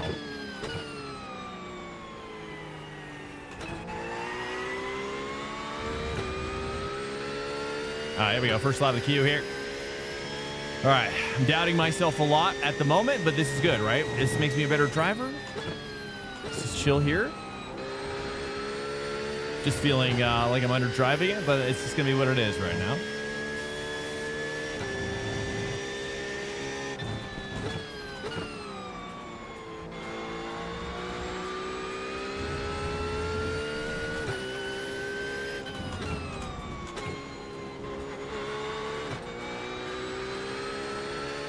I don't know. That wasn't great. Bad.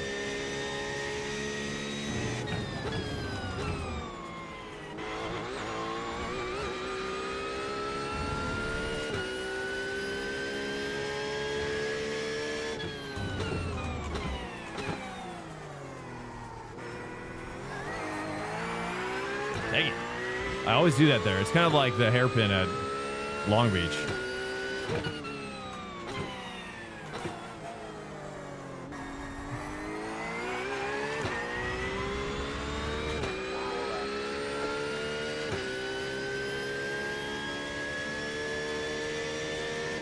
E3.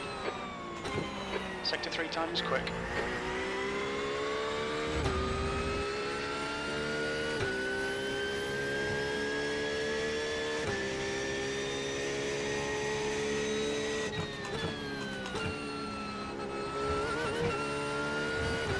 Ah, dang it. Don't invalidate this lap. I'll just keep Track going. limits.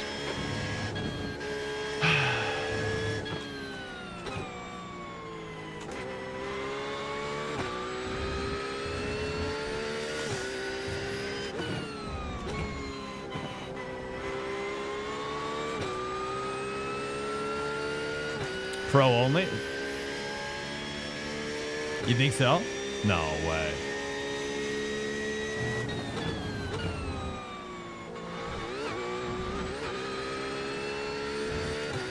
Ah.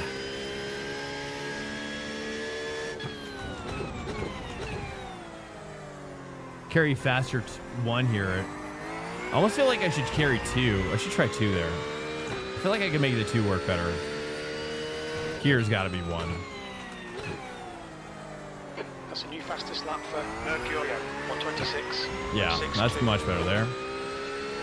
Car in front Reminds me of a road Atlanta, turns 2 to 4. The guy behind has just done a 127.37 P5.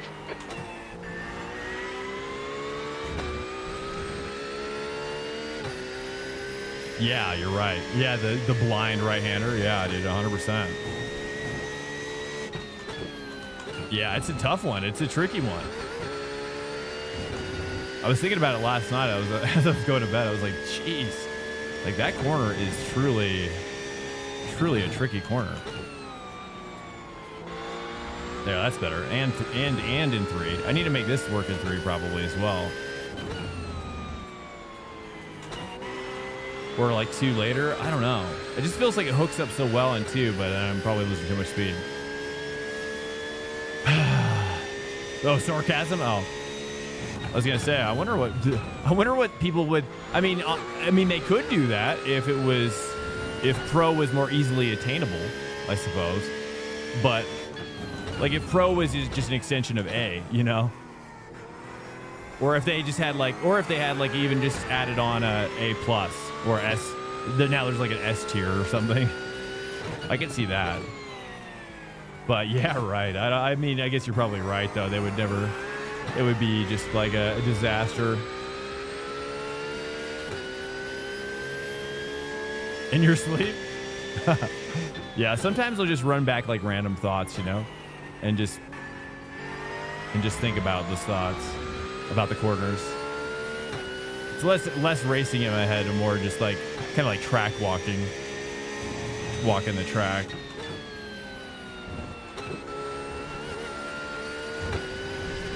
Taking that too wide. Well, sorry guys, I'm feeling a little frustrated toward myself at the moment, so kind of dealing with internally with that. What's up, Search? Welcome in. Master Turtle, what's up, man? We've been playing. Me and my daughter have been playing some Shredder's Revenge, TMNT. Dude, that game is good. Got it for free, I think, from one of these like Prime deals. Like the Prime games that they give away every month is crazy, bro. Like between Epic and the Prime gaming giveaway every month, like there's really no need to buy games ever again. Like, because they're just gonna give it away in like a couple months. Like, you're gonna buy it and then they're just gonna give it away. It's crazy. OP is fixed here. Alert. Or Lambo's Incoming OP. raid detected. COSTREAMING just Tickets raided are with 6 Tommy. viewers. Tommy TLG. Right. Hey, what's up? Thanks for the raid, Tommy. What's up, bro? Welcome in here, guys. Good to have you. I just came out of a really bad Long Beach performance. So sad. Ah, man, I'm never gonna forget that.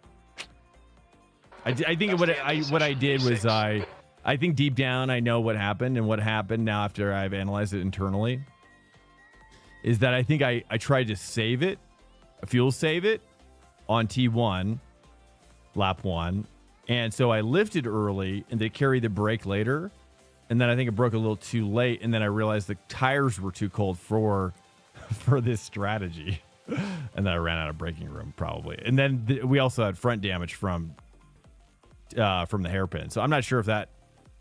I just got to analyze like the facts. You know what I mean? The facts at play. And so I don't make it happen again. You know. So what's the lesson I take away? Don't fuel save on lap 1. At least not intentionally. Just focus on the cold tires. Don't get fancy with the cold tires. That was my bad. I got DQ'd out of the Daytona 500 from incidents in 3rd. Oh no. Oh, that's brutal. How long does it take you guys to run that oval race? How long does it take? Is it like 2 hours or is it like 1 hour? You got your wife iRacing last night? What? Gave her MX5 and how's she liking it? And Maka 720. Nice, dude. Nice, man. I've tried to get my wife to try it, but she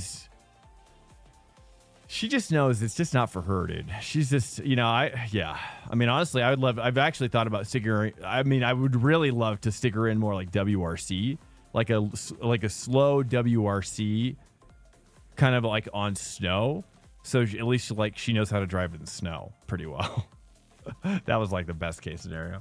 Like, I just want to teach her how to drive in like snow and mud, in case she gets in a situation.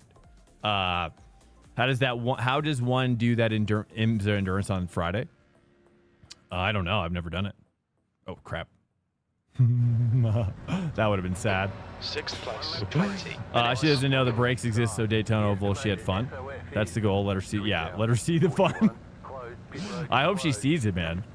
Yeah, let her see it. Let her see it. This is a rolling start. We need to follow car number 5 in the right lane.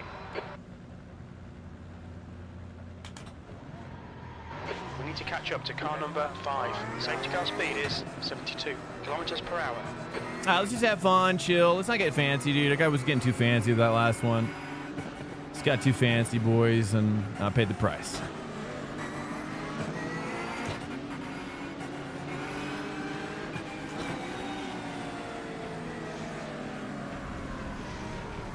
That's right. As long as you walk away, that's what I say. If you make mistakes, as long as you walk away with a lesson, a non-repeatable lesson, to me, that's worth it, right? It's like worth it if you can just walk away with a lesson. It's sad if you don't learn anything from mistakes, but you have to. As long as you learn something, you have to extract something from it. Okay, Swank, stay calm, focus, go, nail it. I should have just floored it. Dude's I got a poop on his bumper.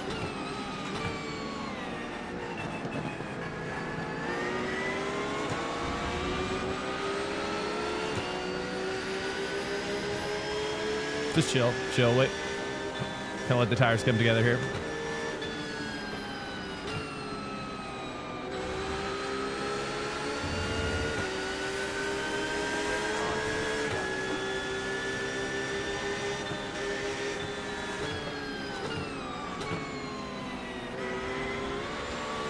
Car behind's aggressive.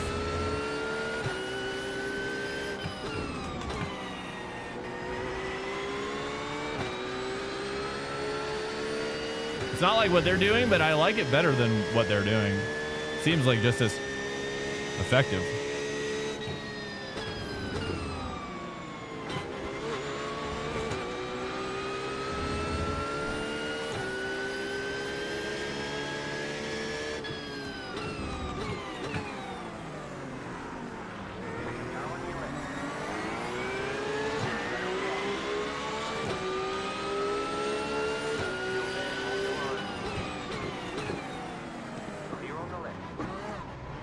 Looks like P4 has been dead. What a fool, dude.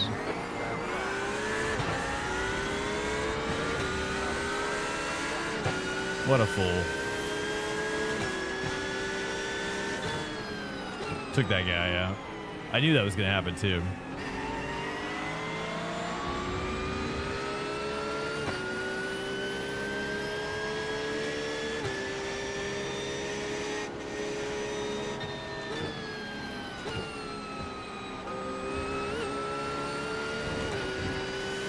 Okay, all right.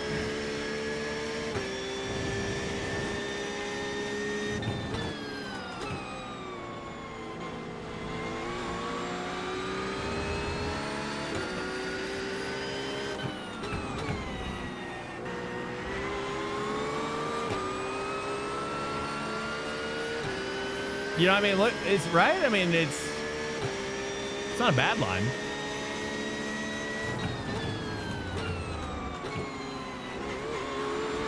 I just feel like 2 is better there for me. I don't know.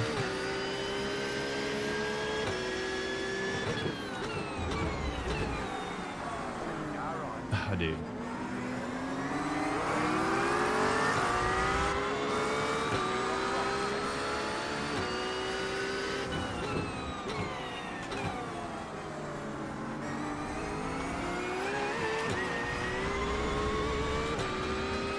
Five X's.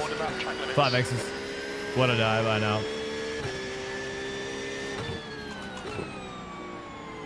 It was a good dive, but he just couldn't get the grip on the backside of it.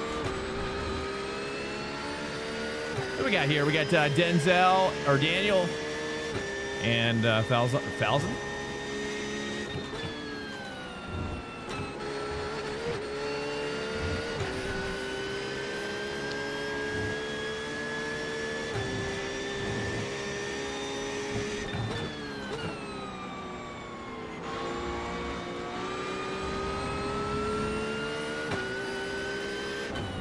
Yeah, I'm trying to. I would like to get better. I'd like to get better about not doing so much SR usage here, dude. Because you're right.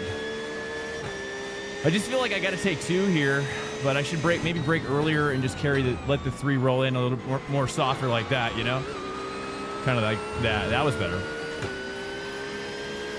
Just earlier braking in general, maybe, and just kind of like more trails in general.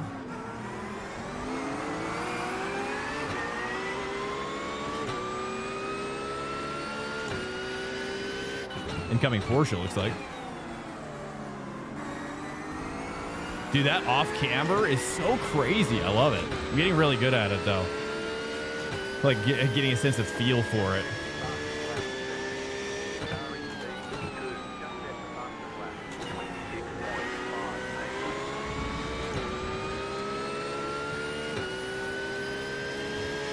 I would just cruise with these guys for a while. I figure, you know, kind of learn something a little bit.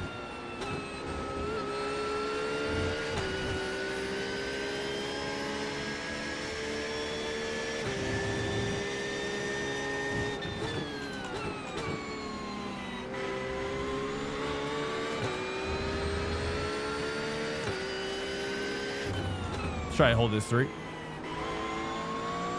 Same line. No, I downshifted it in my brain on that one to 2. I did a fake 2 downshift in my brain.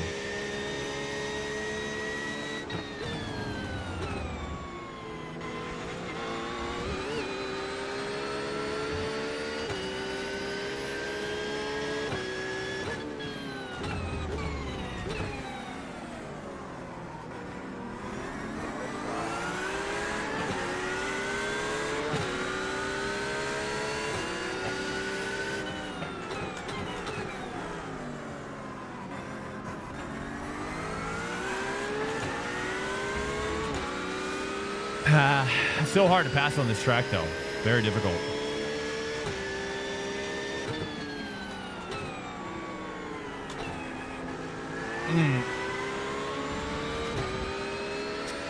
HW. What's up, Mitch? Welcome in. How do I... Wait. Oh, how?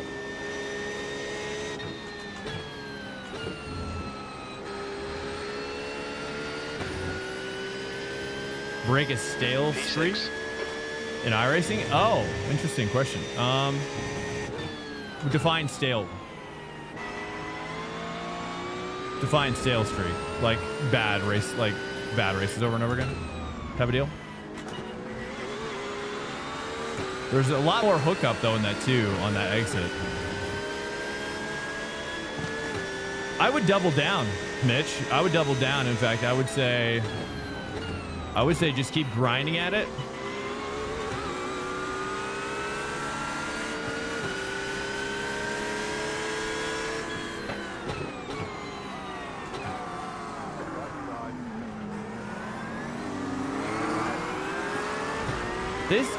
This guy.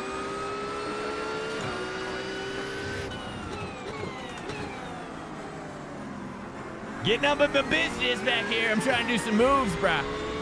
Trying to do some moves on this guy.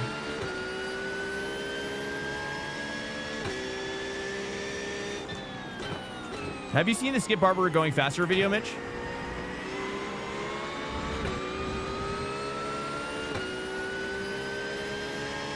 On YouTube?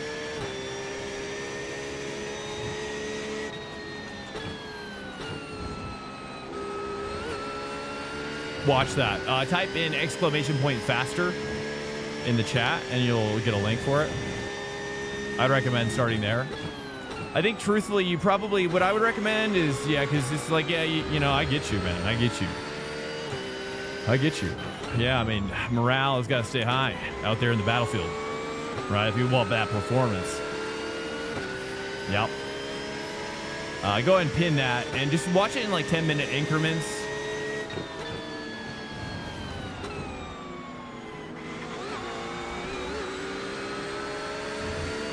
And you know, and then I would recommend even too, like after some time, maybe a month of trying it, or like actually trying and attempting some of the things you're learning. Skip commission, I know, right? I need to be sponsored by Skip Barber, dude. Oh, let's see if I can get a sponsor. I should hit him up. I should hit him up, boys.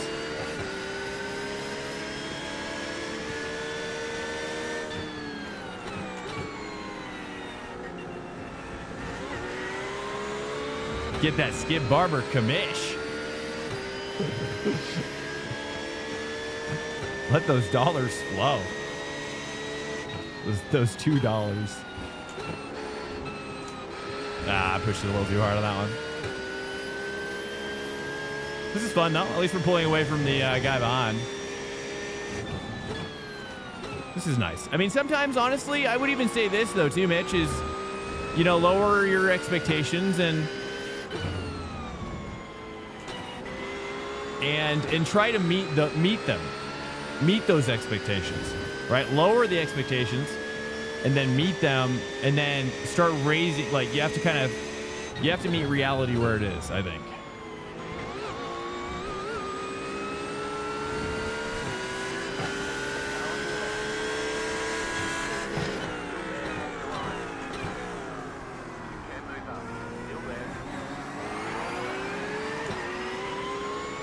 Nice. Come on, Swank. Nicely done.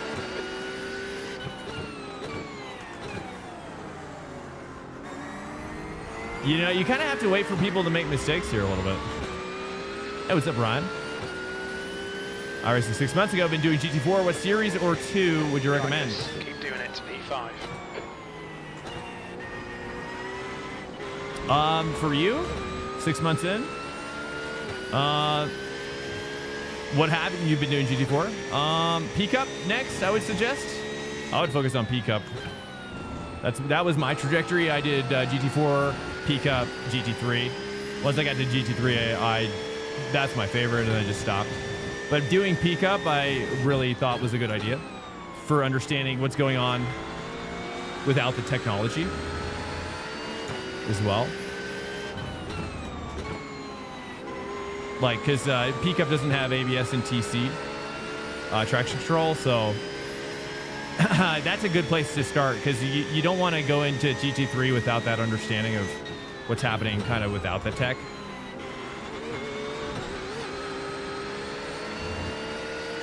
Because in order to drive these cars well, you have to understand like how to drive those cars well.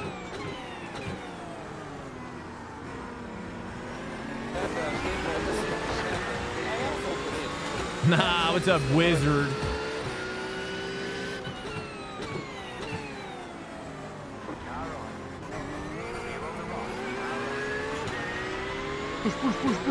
Could have done that better.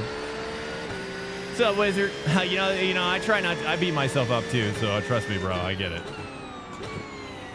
I beat myself up so much, you know. But I try not to. It's something that you have to, you know, I heard Max Verstappen talk about stuff like this recently, and you know, he describes it as losing your head. There's a lot of clutter that can get in your mind that can kind of start to make you feel frenetic, a little bit chaotic in your brain, right? And in order to drive, you have to try to be clear-headed, you know. And so a lot of that comes down to psychological expectation setting. Because you know, yeah, you have to meet reality where it is, you know, truthfully. And if you can't, then you're just going to remain frustrated over and over again, which is sad.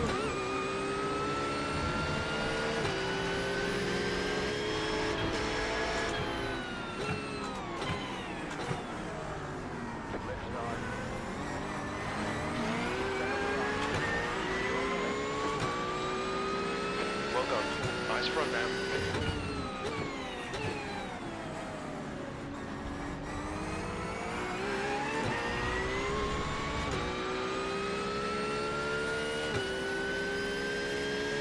Thank you, Ham.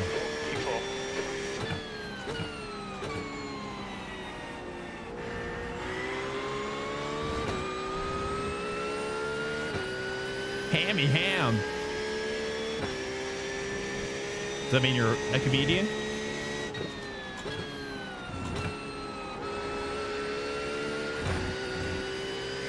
Yeah, I pushed him. I wanted to send it up the inside, but then he squeezed it further. So I was like, okay, that's great. I can work with that. I can work with that.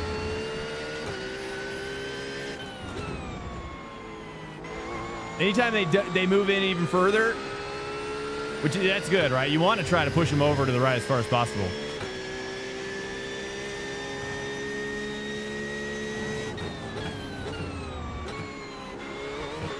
Just going at 2 now there, just as easy money there. What's up, overboosting? Welcome in. Looks like we're catching his Porsche as well.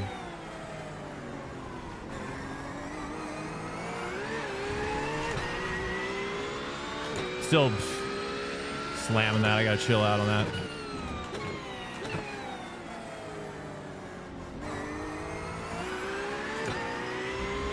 .2 car head. Yeah, so because it's just like any endurance sport or any sport. I read that there's this book. Probably should reread it again so I can talk more about it now. Oops, dang it. No, we're fine. Which is this book. It's an audio book called The Brave Athlete, and it's a husband and wife sports psychology team that have coached, psych coached,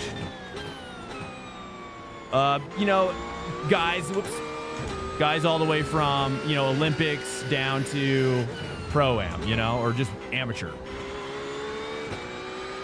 and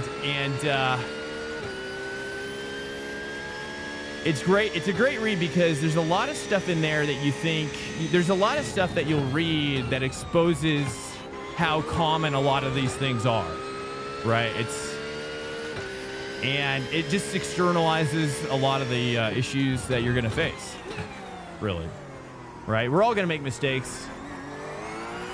It's just what you do with those mistakes. It's how you move forward from the mistakes. And if you're making the mistakes and then stewing in them and not taking the correct approaches to build yourself back up psychologically, could be, and even they say in the book, I'm not sure how true it is, but I didn't see a study on it, but they allege that half of all sports, like half of the skill in sports, comes from just literally believing that you can do it. The psychology part of it. So half of your skill is a derivative of just your self-confidence in the skill. So there's a direct correlation between skill and belief in the skill. So it's, you know what I'm saying? So they say 50% of your performance is relating to that belief system. Believing in yourself, So on the other side of it, if you're a person who beats yourself up, talks down to yourself, you gotta stop doing that. You gotta stop doing that because it's not gonna help you. It hurts you. It only hurts you more in your performance. So, and that's something I have struggled with my whole life. And that actually was from a Joe Rogan episode from a psychologist as well. I can't remember who said it, but I think it was the guy who looks super young for his age. The guy who's like 50 plus, he looks like he's like 30. He's like a doctor that's known for this or something. And, he said, or no, maybe it was,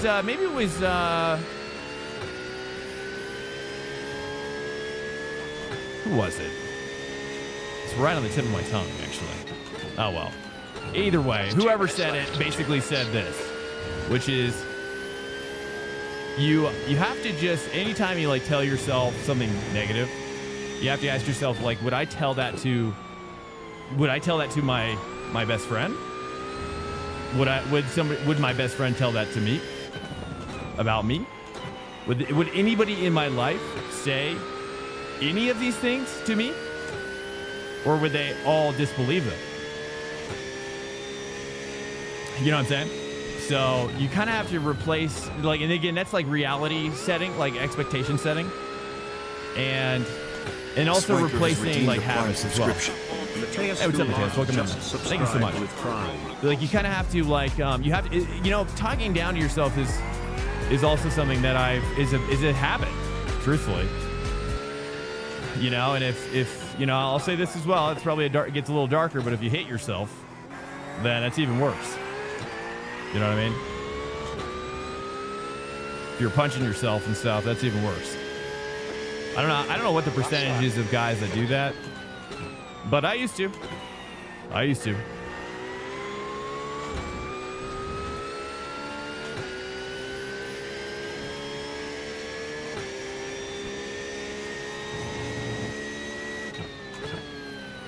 So I have personal experience on the matter. If you struggle with that, I've dealt with it myself. So, but it takes a lot of courage to kind of self-assess and to grow. You know, to acknowledge where you're being weak in your mindset, right? Because a lot of times, at least from my experience, hopefully this helps somebody, but I'll just like speak personally. Which is that a lot of times I think with a mindset you can kind of spiral into like a victim mentality as it relates to your own perspective of yourself, and it's a vicious spiral, you know, because once you start to believe in yourself a little bit more, and it can actually be a spiral like upward, you know. Not saying it's easy though. It takes a lot of courage, man. Nerf the accuracy a lot of them this week. I don't think so. I don't think they nerfed it. No, I think people just, you know, deal with it.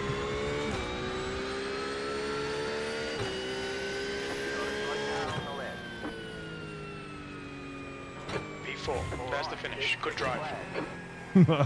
Move, I gotta poop. Hey, I like your bumper sticker.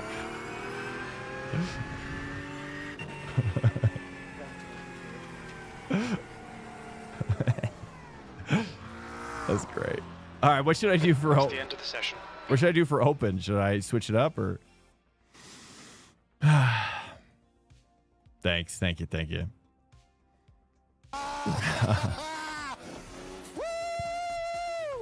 You got taken out of the last corner? Oh, what happened? Oh, that you talking about the Porsche who got up on your six? Yeah. Well, I know that was sad. That was sad. I just was an observer in that scenario. Let's take a look here. Dude, is this off? Oh, is this dead? Or no, I mean, it's big enough. It's whatever, dude. We'll just cruise. Should we try something new? Let's try the Chevy. Oh, this guy, dude, the Chevy? No. Is this dead? Should we even do it? I mean, the soft is so dead, dude. Alert. Incoming raid detected. Strasner just raided Strasner. with 87 viewers. Strasner. Wow. Swanker has redeemed a Prime subscription. Bro, thank you so much, Straz. Just subscribed with Prime. I don't even think we've personally met, but I hear your name spoken like all the time in D-Gray stream. So I feel like I know you. I know who you are. Thanks so much for the raid, dude. That's a massive raid. Thank you so much, sir. How are you doing? Should do SFL Montreal or PCC Montreal. Let's just take a quick peek. Let's just take a peek. Should we go? I don't want to do this.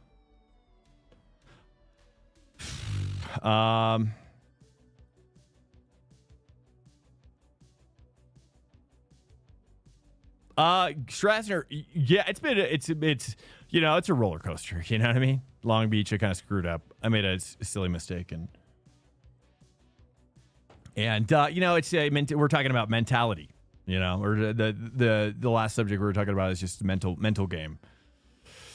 We got F4 at Magny. You know, I kind of just want to do this again, and it's looking like the best thing we've got going on. So maybe I just mix it up and try something else at this point.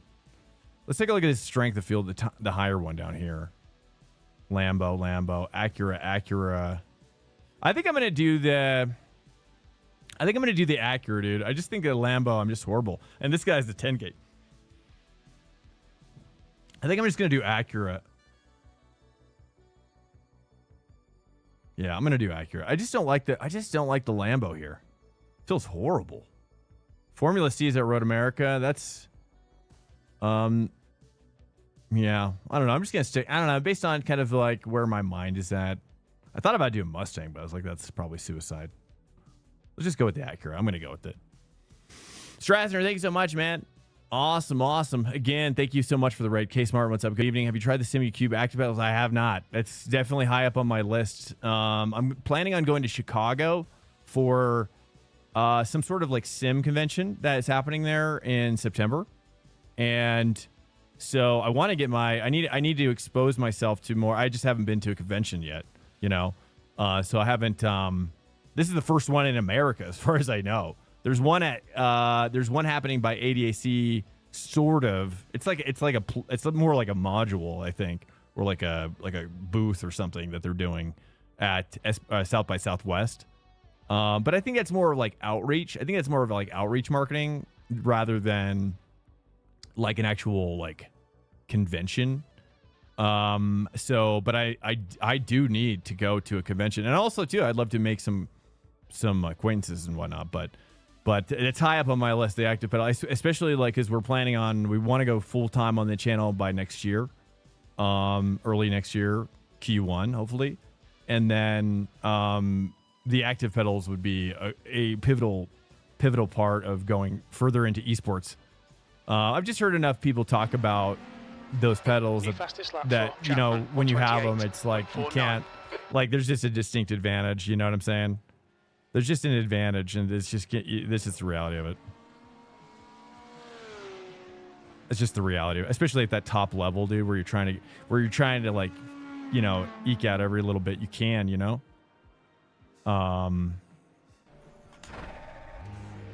MX5 all day gang is playing. Oh, are they really? Oh, nice, dude. Crazy. That's cool, dude. That's cool. Yeah, I haven't like bought a ticket or anything yet, so you know, we're probably just gonna wait a little bit closer to it, I guess, and just make sure that we're good to go. It's a little far out. It's September, you know, so it's still quite a ways, but I probably should book it by. Hold on, I gotta turn my force feedback down.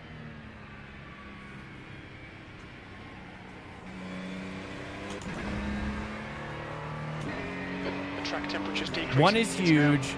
2, I feel a bit disappointed.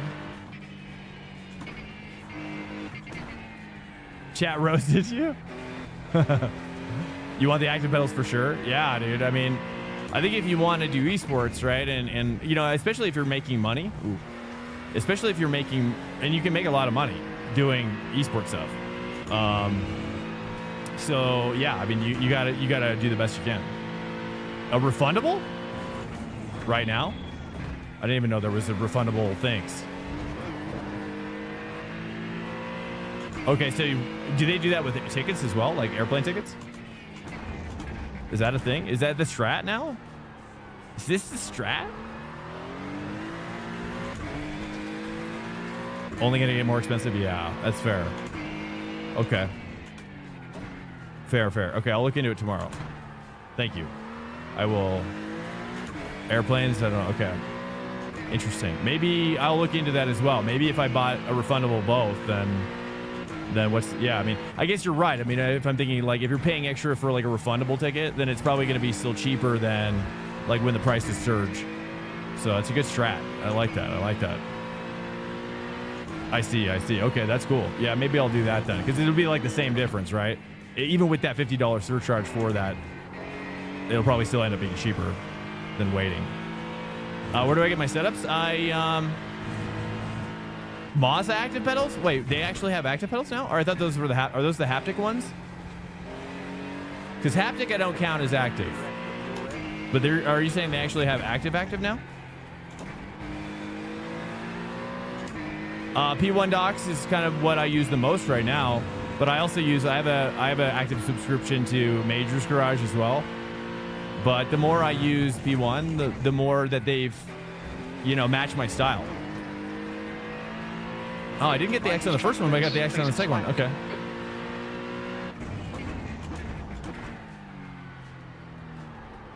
They have actual pedal. Really? Actual active pedals. Whoa. For 500? Whoa. Crazy. How are they? I mean, Mazda as a company, I hear kind of, support-wise, I hear 50-50. I have a Mazda e-brake, though, which I like. I love this thing. The Mazda e-brake with the little adjustable midsection is sick. I actually think it's so sick. Way better than the Fanatec one in terms of, like, you can mount it in just about any position. It's awesome. It's really, really awesome. If you do rally or whatever, absolutely critical. So I do like that e-brake, and it hasn't given me problems yet. So, but I barely, I only use it for a rally, which is less often than this. Like WRC at the moment. 750. SimMagic is coming out with some too? What? SimMagic now I probably more consider as an alternative SimuCube. For sure. SimMagic has got a great reputation. 62 time is quick. Oh, still getting an answer. Best part of meeting people IRL is height. I'm almost 6'2". I'm nearly 6'2". I don't know about that.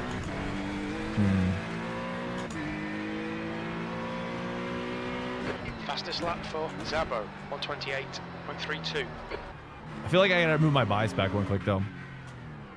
Let's try that. Welcome in here, guys. What's up, guys? Welcome in again, Strasner, dude. Thank you for the raid. Incredible, bro. I'll give you a fall back as well. I'll hit up your stream. Thank you as well. Grumblings about Acetec working on some active pedals. Oh, nice. I figured it was gonna. I was wondering like how complex Welcome it'll to be Swank Nation. Yoshi-Poo just for Yoshi-Poo. What's up, man? Dude, do you see Yoshi-Poo? Do you see that? This is super geeky, so apologies. But if you love Yoshi, Welcome to Swank Nation. Nate Dub Dubs for GT. GT just have you seen, dude? Have you seen it? It's like it was posted like 2 weeks ago now, but it was we're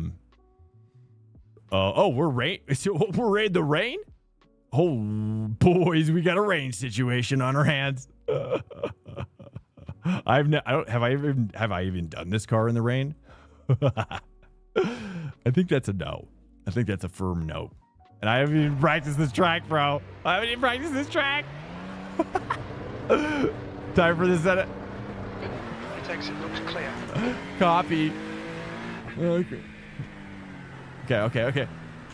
Here, hold up. Force feedback engage.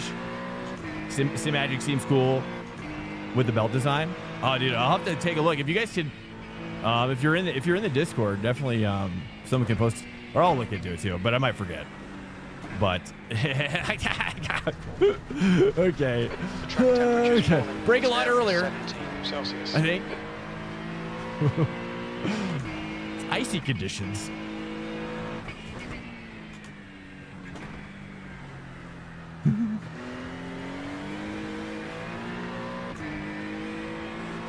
Time for 7 lap.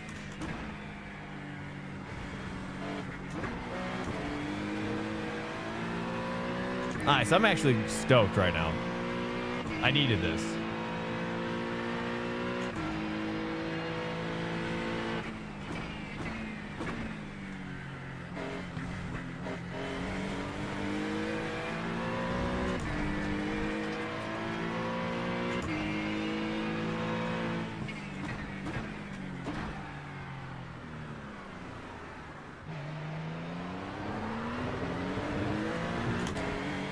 I'm gonna turn my TC.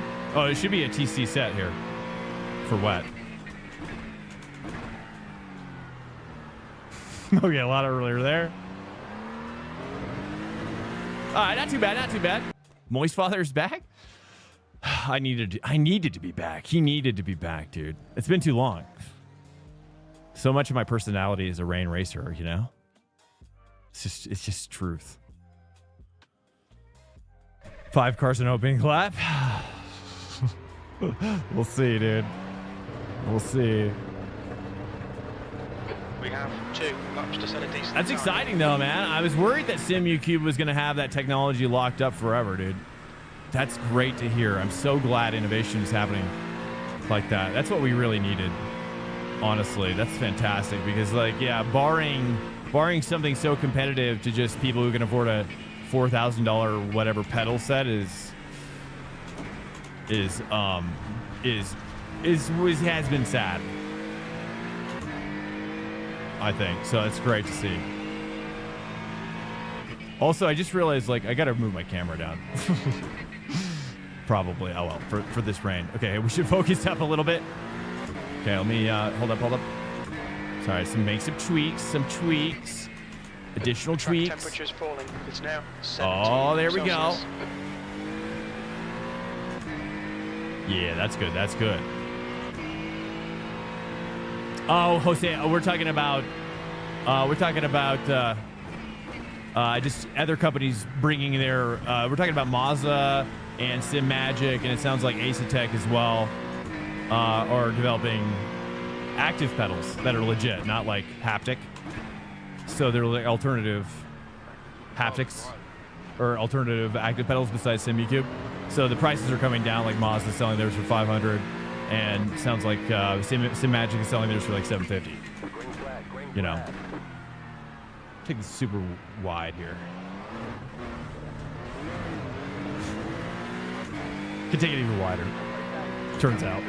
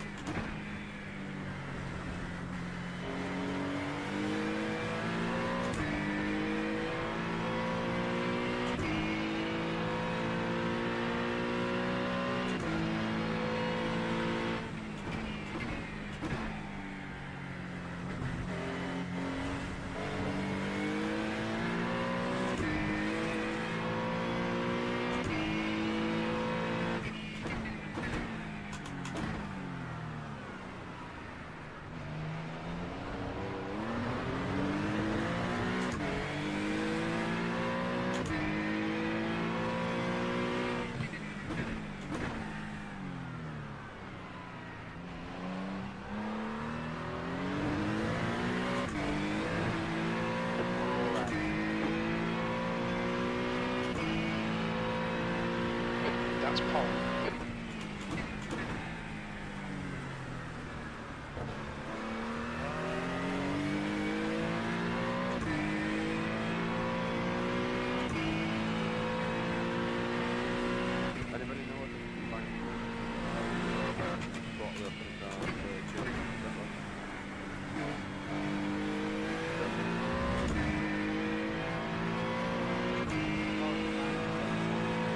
Sector 1 time is good. What are you trying to do?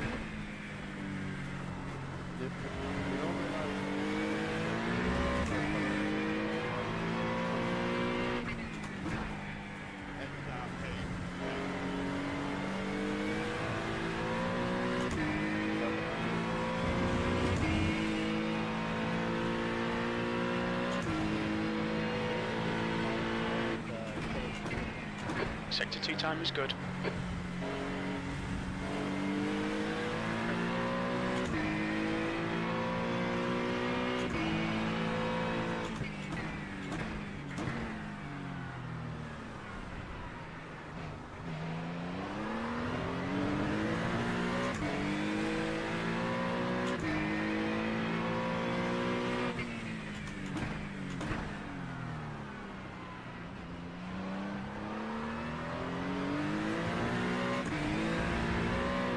Nipped into the garbage. That was gonna be great. That puts you 1.6 quicker than second. Alright, there's the checkered flag. Soft is so low, but oh well.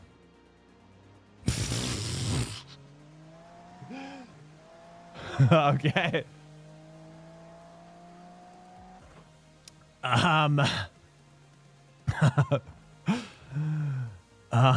Okay. All right. My biggest problem is going to be myself, right? So let's not get cocky. All right. We still got to work hard for her. You know what I'm saying? You left? Oh, did people leave? Oh, is that why? Oh, people left maybe. Hey, Damp Daddy. Wow. Damp Daddy.